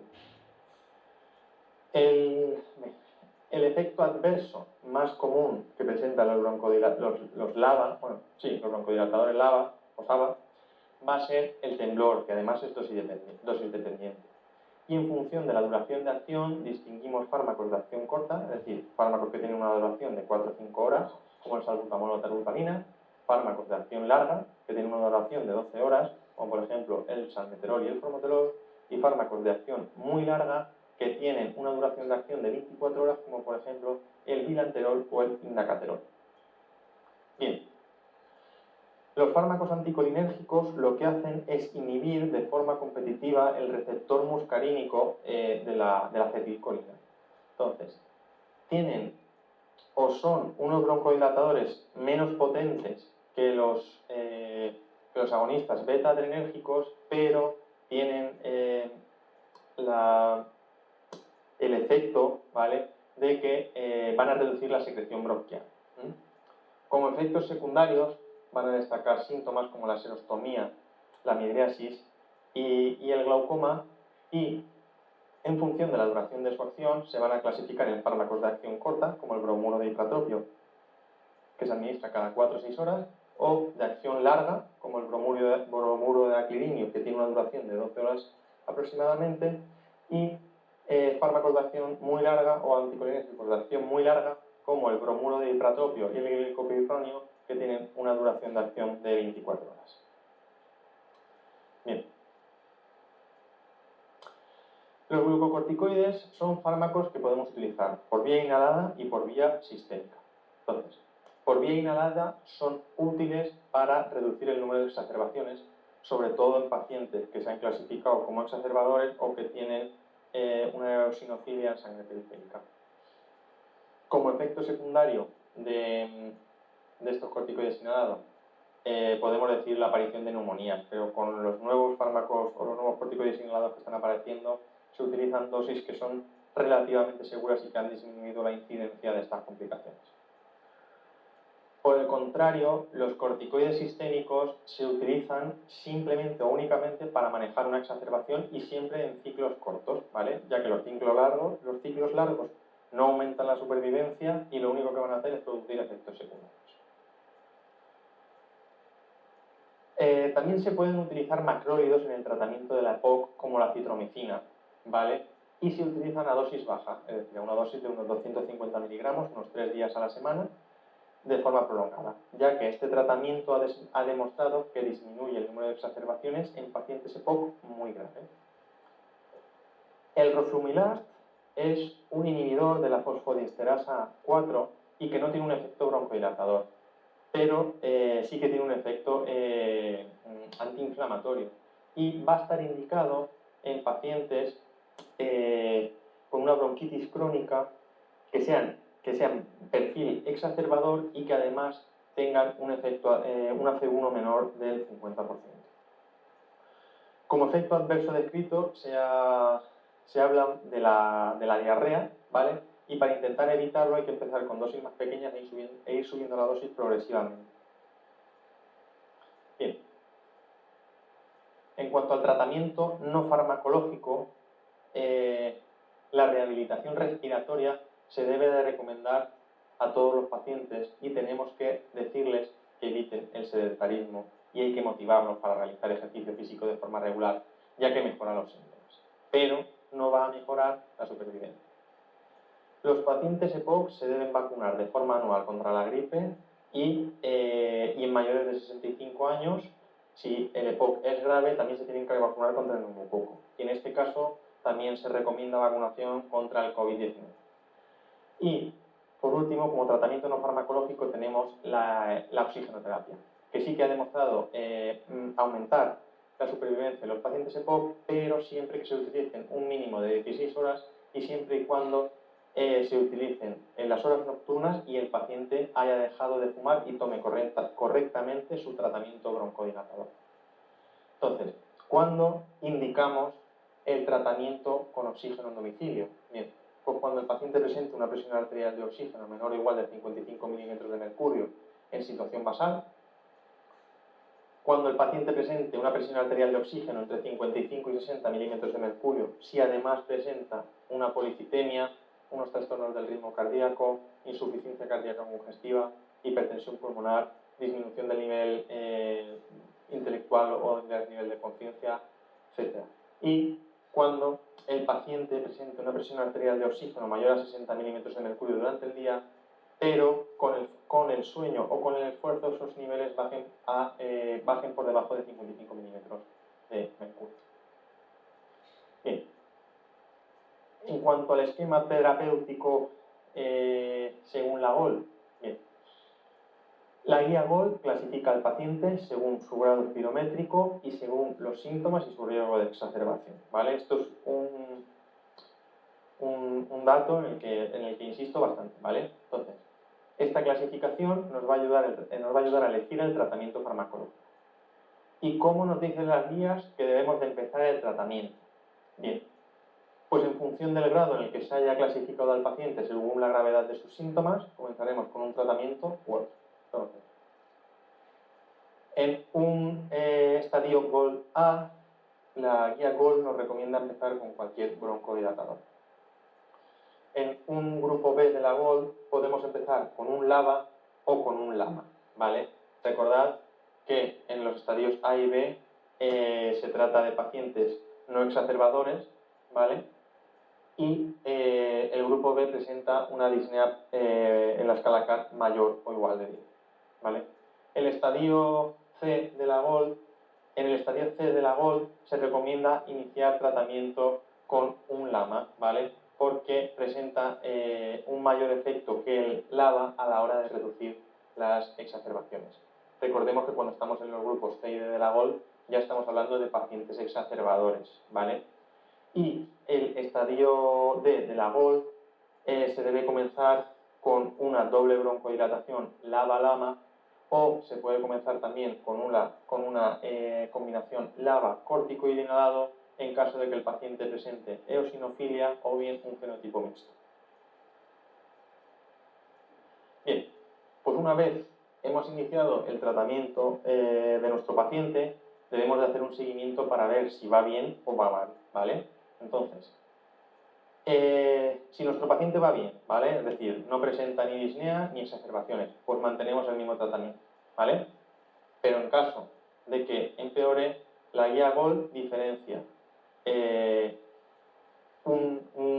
una escalada en el tratamiento en función de que el síntoma que presente el paciente sean agudizaciones o disnea, ¿vale? Entonces, en caso de que el paciente presente un empeoramiento clínico secundario a la disnea, se aconseja aumentar el tratamiento desde un LABA o LAMA a una doble broncodilatación LABA-LAMA, ¿vale? Recordad que si el paciente no presenta exacerbaciones, no es necesario que utilicemos el corticoide inhalado, ¿vale? Y en cambio, si nuestro paciente presenta agudizaciones y está en tratamiento con un LABA o LAMA, debemos de mirar el número de eosinófilos en sangre periférica. Ya que si presenta más de 100 eosinófilos en sangre periférica, se debe de pasar a una triple terapia LABA-LAMA corticoide inhalado, y en caso de que el número de eosinófilos en sangre periférica sea menor de 100, podemos valorar iniciar un roxadustat en caso de que el paciente tenga una C1 menor del 50% y tenga un fenotipo bronquítico crónico, ¿vale? Acordaros del fenotipo bronquítico crónico, o bien se puede iniciar una acitromicina. Bien, vamos a pasar ahora a hablar de las infecciones pulmonares. Voy a empezar hablando de la tuberculosis. Bien, la tuberculosis es una enfermedad que se produce en el ser humano por la infección del complejo Mycobacterium tuberculosis. Y esto incluye la Mycobacterium tuberculosis, el Mycobacterium bovis y su cepa modificada BCG, el Mycobacterium canesi, el Africanum, etc. En España, más del 99% de los casos son causados por Mycobacterium tuberculosis y prácticamente el resto son por Mycobacterium bovis o por la BCG, ¿vale? Bien, la vía más habitual de transmisión de la tuberculosis es la inhalación de aerosoles de Mycobacterium de tuberculosis que proceden de un paciente con tuberculosis pulmonar. Entonces, una vez hemos inhalado la bacteria, el macrófago alveolar va a ser la célula que se encarga de reconocer y de fagocitar a esta bacteria. Pero hasta que no es activada por el linfocito TCD4 no va a poder eliminarla. Entonces, tras haberla fagocitado, el macrófago va a presentar en su superficie un péptido de Mycobacterium tuberculosis, ¿vale? Que es el péptido que va a ser reconocido por los linfocitos T, CD4 específicos. Entonces, una vez el linfocito TCD4 ha reconocido este péptido, se puede diferenciar bien a un fenotipo Th1, que es un fenotipo que es capaz de activar al macrófago, lo va a transformar en una célula epitelioide y lo va a transformar en un granuloma, o bien en un fenotipo Th2, ¿vale? O el linfocito TCD4 también se puede diferenciar en un fenotipo Th2, que lo que va a hacer es que el macrófago, en este caso, se va a quedar incapacitado y no va a poder hacer frente a la micobacteria. Entonces, en una primoinfección se va a producir una diseminación hematógena a todos los órganos.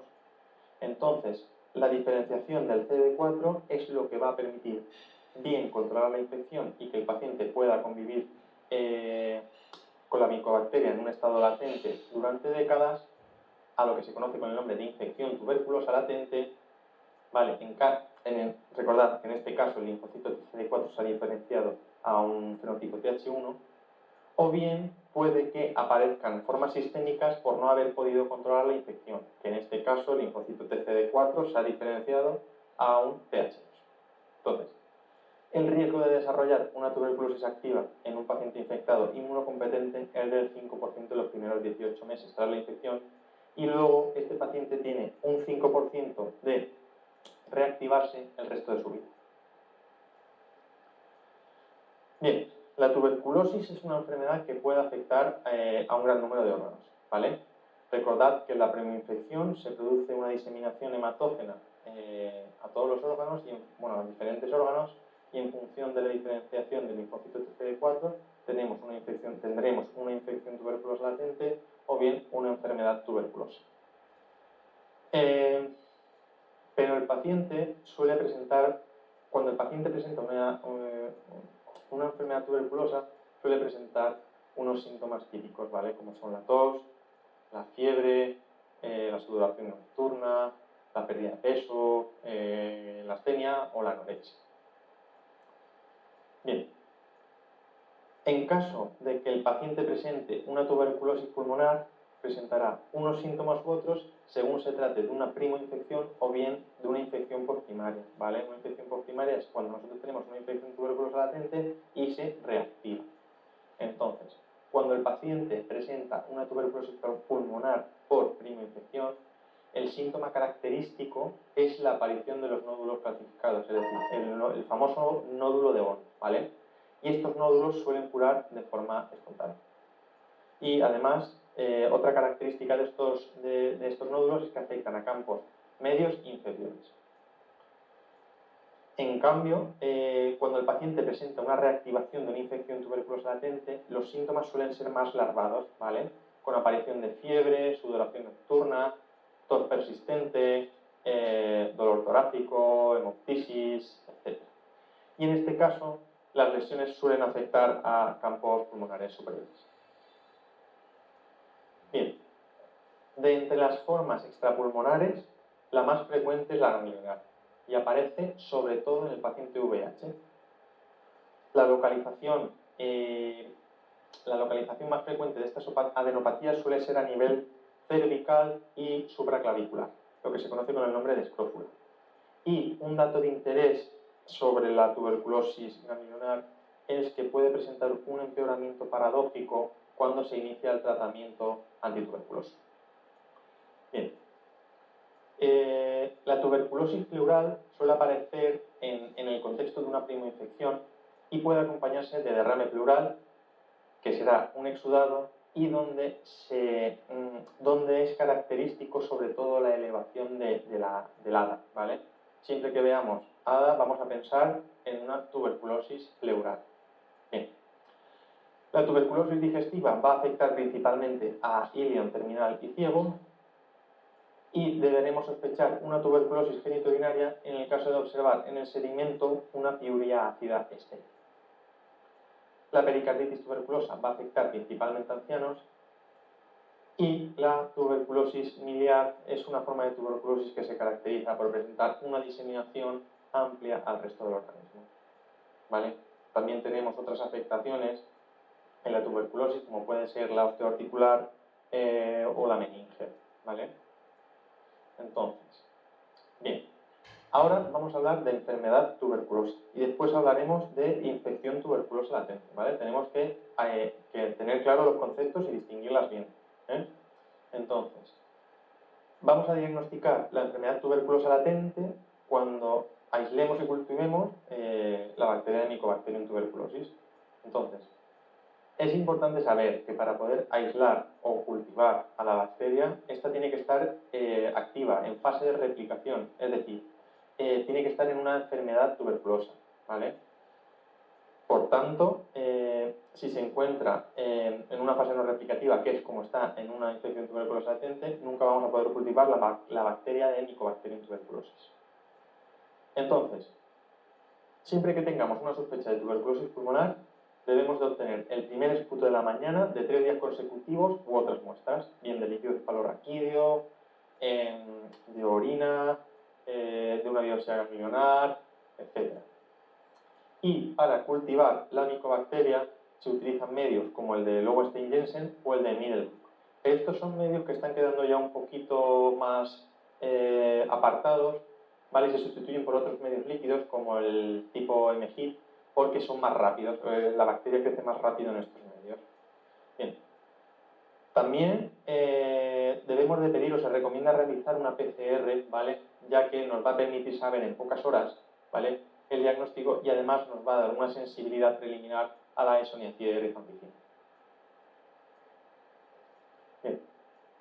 En cuanto al tratamiento de la enfermedad, disponemos de 4 fármacos que se utilizan de forma habitual en las formas sensibles, que son la rifampicina, la isoniazida, la piracinamida y el etambutol. Vale. La rifampicina es el fármaco antituberculoso más importante y potente. Es un fármaco que se va a metabolizar por vía hepática, por lo tanto, es seguro a nivel renal y no va a ser necesario ajustar la dosis en caso de que el paciente presente cifras bajas del filtrador glomerular. Pero va a poder, evidentemente, puede ser hepatotóxico. Otros efectos secundarios que puede dar la rifampicina, bueno, pues uno muy característico es la tinción anaranjada de la secreción.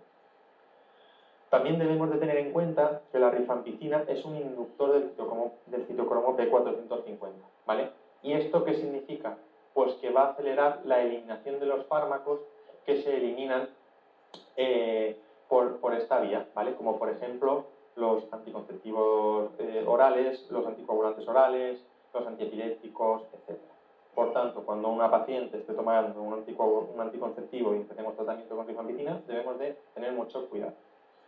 La isoniazida es el segundo antituberculoso más potente, ¿vale?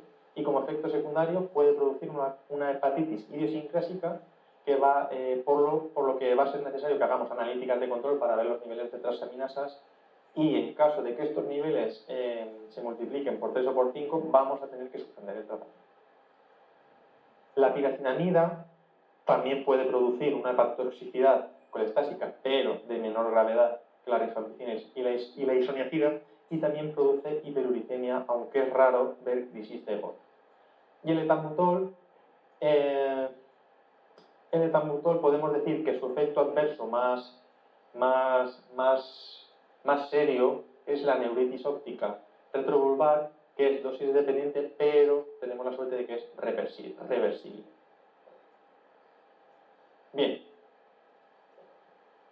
Bien, actualmente la pauta con la que se inicia el tratamiento en un paciente con tuberculosis, ya sea pulmonar o extrapulmonar, incluye una fase de inducción de 2 meses y una fase de mantenimiento de 4 meses. Entonces, la fase de inducción la vamos a realizar con 4 fármacos, que son los 4 que hemos hablado previamente: rifampicina, isoniazida, piracinamida y etambutol. Y la fase de mantenimiento la vamos a mantener 4 meses con 2 fármacos, como son la rifampicina y la isoniazida. Sin embargo, hay determinadas situaciones donde va a ser necesario que alarguemos esta fase de mantenimiento hasta los 7 meses, de forma que el tratamiento de la tuberculosis se nos va a alargar hasta los 9 meses. Y estas situaciones van a ser, por ejemplo, la afectación osteoarticular, cuando haya una afectación osteoarticular por tuberculosis, cuando haya una tuberculosis diseminada, cuando no se pueda utilizar la piracinamida en la fase de inducción, cuando el paciente tenga asociada una silicosis, cuando el paciente con la tuberculosis pulmonar tenga un cultivo de esputo que sea positivo al segundo mes, y cuando el paciente tenga una infección VH con un mal control, ¿vale? Es decir, que tenga unos CD4 por debajo de 100. También tenemos que tener en cuenta que en las formas donde esté afectado el sistema nervioso central, como por ejemplo en la meningitis tuberculosa, se recomienda alargar la fase de mantenimiento a 10 meses, con una duración total del tratamiento de 1 año. Bien. Y hay veces que la micobacteria es resistente a alguno de los tratamientos que utilizamos de forma habitual en la tuberculosis. Entonces, en función de a qué fármaco sea resistente, se denominará de una u otra manera. Entonces, llamamos tuberculosis monoresistente a aquella cepa que es resistente a isoniazida o a rifampicina. Llamamos tuberculosis multiresistente a aquella cepa que es resistente tanto a isoniazida como a piracinamida, ¿vale?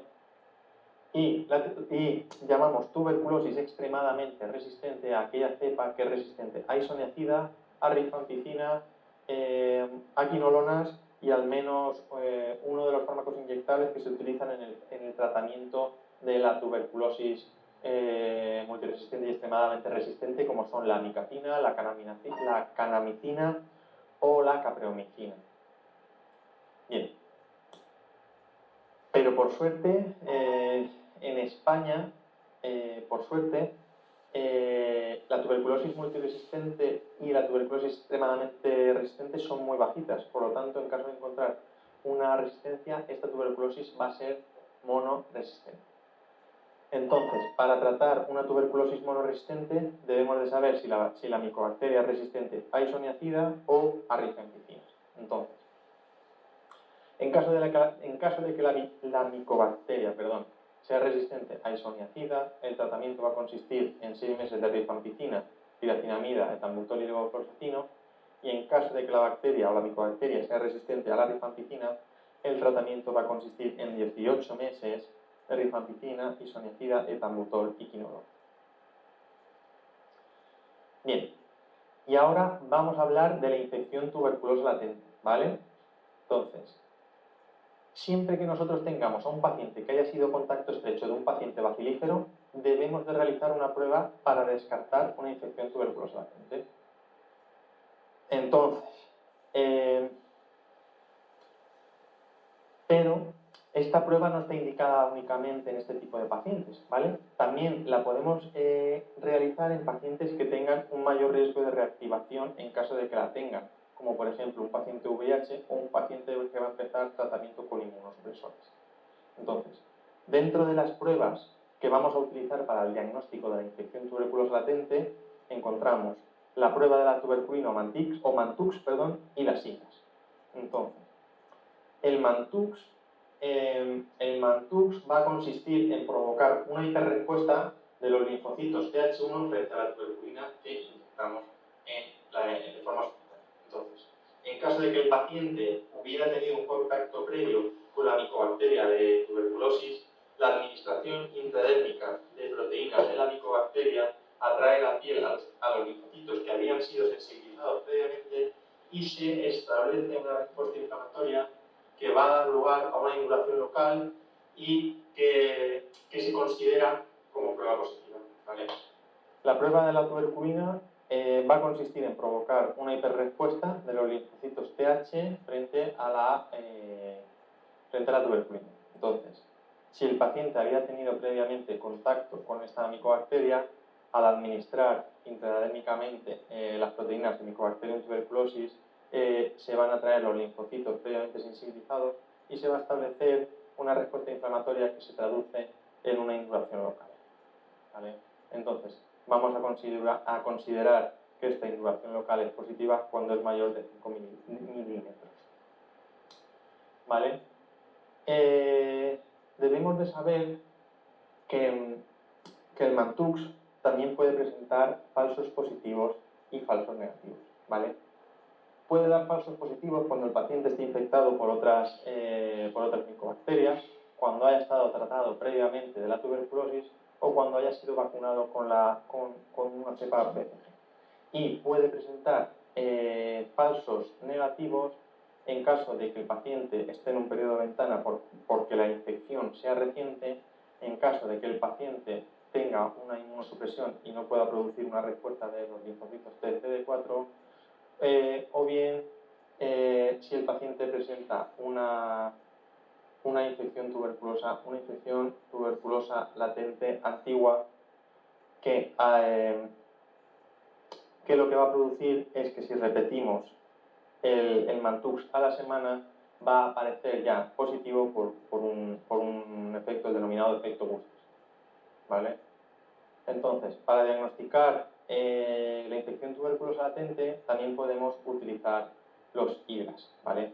Los IGRAS lo que van a detectar es el interferón gamma que producen los linfocitos T cuando se estimulan con antígenos específicos de micobacterias en tuberculosis. Y estas pruebas son mucho más específicas que la prueba del Matux. Entonces, ¿cuándo vamos a indicar realizar una IGRA? ¿Vale? Pues lo indicaremos en pacientes inmunodeprimidos con un Mantux negativo o bien en pacientes que hayan sido vacunados y tengan un Mantux positivo. Bien, el tratamiento, vamos a hablar ahora del tratamiento de la infección tuberculosa latente. El tratamiento de la infección tuberculosa latente disminuye en un 90% de los casos, más o menos, ¿vale?, el riesgo de padecer una tuberculosis activa. Y la pauta de elección es la isoniazida durante 6 o 9 meses, ¿vale? Aunque pueden utilizarse pautas más cortas y que también son eficaces, como por ejemplo la combinación rifampicina-isoniazida 3 meses. ¿Y cuándo va a estar indicado realizar el diagnóstico y el tratamiento de una infección tuberculosa latente en caso de que el resultado fuera positivo? Bien, pues a todo paciente con diagnóstico de un VIH se debe realizar un Mantux o un IGRA y en caso de que sea positivo debe de ser tratado una vez se haya descartado la infección activa, ¿vale? Debe ser tratado como infección tuberculosa latente una vez se haya descartado la infección activa, ¿eh? Luego, también está indicado en trasplantado. En pacientes que estén tomando tratamiento inmunosupresor como fármacos anti-NF, en pacientes con silicosis, en pacientes adictos a drogas por vía parenteral, en personas sin hogar, en inmigrantes que vengan de países con una alta incidencia de tuberculosis y los trabajadores de salud. Y además son indicación de tratamiento de la infección tuberculosa latente cuando un paciente tiene un Mantux o un IGRA positivo si la radiografía es compatible con una tuberculosis pasada. Perdón, creo que no me he explicado bien.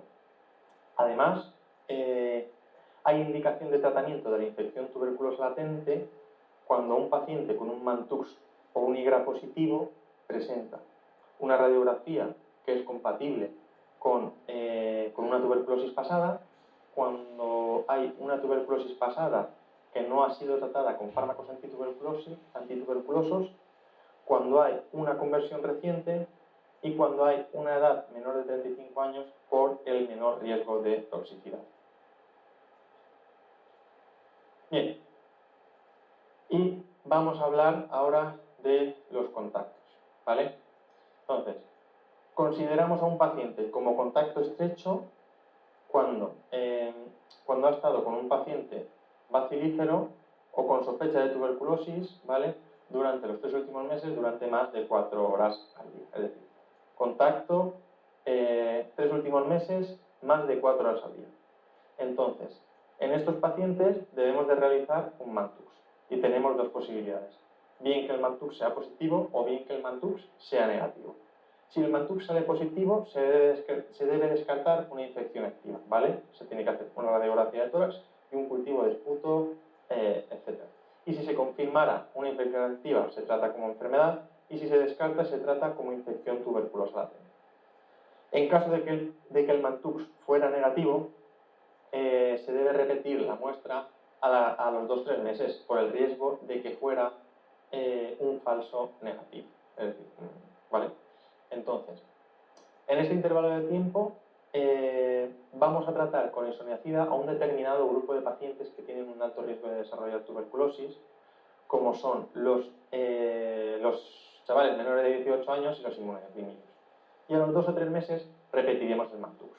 Si el MANTUX nos sale positivo, igual que antes, se debe buscar infección activa como se hizo y en caso de que salga negativa se trata como ITL y en caso de que salga positiva se trata como enfermedad. Y si sale negativo se debe suspender el tratamiento en el adolescente, pero en el inmunodeprimido debemos de completar la pauta por el riesgo asociado que tiene. Y ya vamos a empezar con el último tema que vamos a explicar en la clase de neumología, que es la neumonía adquirida en la comunidad. Bien, la neumonía adquirida en la comunidad es una infección aguda del parénquima pulmonar que, como su propio nombre indica, se origina o la cogemos fuera del contexto hospitalario y que produce una elevada morbimortalidad. Entonces, es una patología que la mayoría de veces se maneja de forma ambulatoria, pero en alguna ocasión se puede complicar y es necesario que el paciente sea valorado en urgencias hospitalarias o incluso que requiera ingreso hospitalario o ingreso en UCI. Bien, en cuanto a la etiología de la neumonía adquirida en la comunidad, el agente etiológico más frecuente es el Streptococcus pneumoniae, ¿vale? Seguido del Mycoplasma pneumoniae, la Clamidia pneumoniae y el virus respiratorio sincicial. ¿Y cuándo vamos a sospechar que un germen que produce una neumonía adquirida en la comunidad no es el típico o el habitual? Bien, pues lo sospecharemos principalmente en ancianos, en pacientes que tienen una comorbilidad elevada, en pacientes en los que hay una sospecha de aspiración, cuando hay una falta de respuesta al tratamiento empírico a las 48-72 horas, cuando en la radiografía vemos unos signos raros o inusuales, que no son los típicos que vemos con el broncograma aéreo, y cuando la presentación inicial es muy grave. Bien, podemos clasificar la neumonía de dos formas. Vamos a clasificar la neumonía como neumonía atípica o como neumonía atípica en función de la clínica. Entonces, la neumonía típica, que es la que produce el neumococo, se caracteriza por presentar un inicio brusco junto con fiebre, tos, expectoración, dolor preurítico, crepitantes y la típica imagen en la radiografía con una condensación con broncograma aéreo. Vamos, es la típica presentación que vemos nosotros en atención primaria con más frecuencia. En cambio, la neumonía típica, ¿vale?, que es la que se produce por gérmenes como por ejemplo el micoplasma o la clamidia, se caracteriza por presentar un inicio insidioso que se asocia a tos seca, mialgias o unos infiltrados pulmonares intersticiales. Bien, a la hora de realizar el diagnóstico, la radiografía de tórax es la primera prueba que debemos de realizar, ¿vale?, ya que la presencia de un infiltrado asociado a síntomas compatibles de neumonía adquirida en la comunidad al final es el patrón o el estándar para el diagnóstico. Y además, en caso de que exista una consolidación, nos va a decir dónde se encuentra, el tamaño que presenta, si presenta complicaciones asociadas con un derrame pleural, etc. La eco pulmonar es una prueba también con una elevada sensibilidad y especificidad para el diagnóstico, pero no está presente en todos los centros de salud. En urgencias sí que se podría realizar. Además tiene la ventaja de que no vamos a radiar al paciente. La analítica de sangre debe incluir una gasometría arterial, ¿vale?, que nos va a decir el estado de oxigenación de la sangre, y la procalcitonina, ¿vale?, porque nos va a ayudar mucho en el seguimiento del paciente. Y, por último, en cuanto vamos a hablar del diagnóstico microbiológico, ¿vale? Se pueden obtener muestras, como por ejemplo el cultivo de esputo, ¿vale?, que la mayoría de veces, por cierto, son negativos porque son de mala calidad, O también podemos obtener los antígenos en orina de Legionela, que solo detectan el serogrupo 1, y los antígenos en orina del neumococo. Pero de forma general, nosotros desde atención primaria no solemos pedir pruebas microbiológicas, ya que el paciente suele responder bien al tratamiento empírico, ¿no? Bien. Una vez hemos diagnosticado la neumonía, se debe decidir si el tratamiento se puede realizar de forma ambulatoria o tenemos que derivar al paciente para una valoración más completa. Entonces, para ello disponemos de la escala CRB65, que es una escala que se puede aplicar fácilmente en atención primaria, ¿vale? Y que incluye la valoración del estado mental, la valoración de la frecuencia respiratoria, la valoración de la presión arterial sistólica y la edad mayor de 65 años, ¿vale? Consideraremos que es positiva cuando el estado mental esté alterado, la frecuencia respiratoria sea mayor de 30 y la presión arterial sistólica menor de 90 o la diastólica menor de 60. Entonces, vamos a valorar cada ítem con un punto. Y en caso de que el paciente presente uno o dos puntos, ya se debe mandar al hospital para valoración. En cambio, nos quedaremos tranquilos y lo dejaremos en domicilio con tratamiento antibiótico empírico si el tratamiento y si la puntuación ha sido de 0. A nivel hospitalario se van a poder realizar otras escalas como la CUR65, ¿vale? Que es igual que el CRB65, pero que además incluye la urea plasmática, y la escala Fine, ¿vale? Que es más completa que las dos anteriores. Lo único es que para poder aplicar la escala Fine necesitamos tener una analítica de sangre, ¿vale? Ya que además de tener en cuenta la edad, el sexo, las comorbilidades del paciente, no sé, y la exploración física del paciente, incluye una analítica de sangre donde nos piden los ítems de pH arterial, saturación de oxígeno, urea, sodio, glucosa, hematocrito, ¿vale? Bien. Vale, siempre que tratemos una neumonía de forma empírica, vamos a tener que cubrir el neumococo, ¿vale? Por ser el agente causal más frecuente, ¿eh? Pero en función de la sospecha clínica y de la gravedad del cuadro, se pueden diferenciar diferentes pautas de tratamiento. De forma general, si un paciente presenta una situación clínica aceptable que nos permita tratarlo de forma ambulatoria, podemos empezar el tratamiento con una quinolona en monoterapia como el levo, ¿vale? O bien con un beta-lactámico como un cetitoreno o una amoxicilina. Y en caso de que sospechemos que la neumonía pueda ser atípica, podemos asociar un macrólido, ¿vale? Durante 3 días. Bien. En caso de que el paciente tenga que ser ingresado, ¿vale?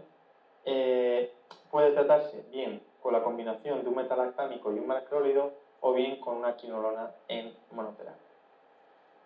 Y bueno, una cosa que no he dicho antes es que siempre que se trate a un paciente de forma ambulatoria por una neumonía, debe ser reevaluado a las 48-72 horas, ¿vale? Ya que si no hay mejoría con el tratamiento, vamos a tener que plantearnos una posible etiología distinta y a lo mejor tenemos que valorar derivar al paciente a urgencias hospitalarias. Bueno, pues esto es todo lo que yo os quería contar sobre patología neumológica. Espero que haya sido lo más ameno posible y que os pueda servir en el estudio del tema. Si tenéis cualquier duda, podéis consultarnos sin ningún problema y bueno, mucho ánimo y a por todas.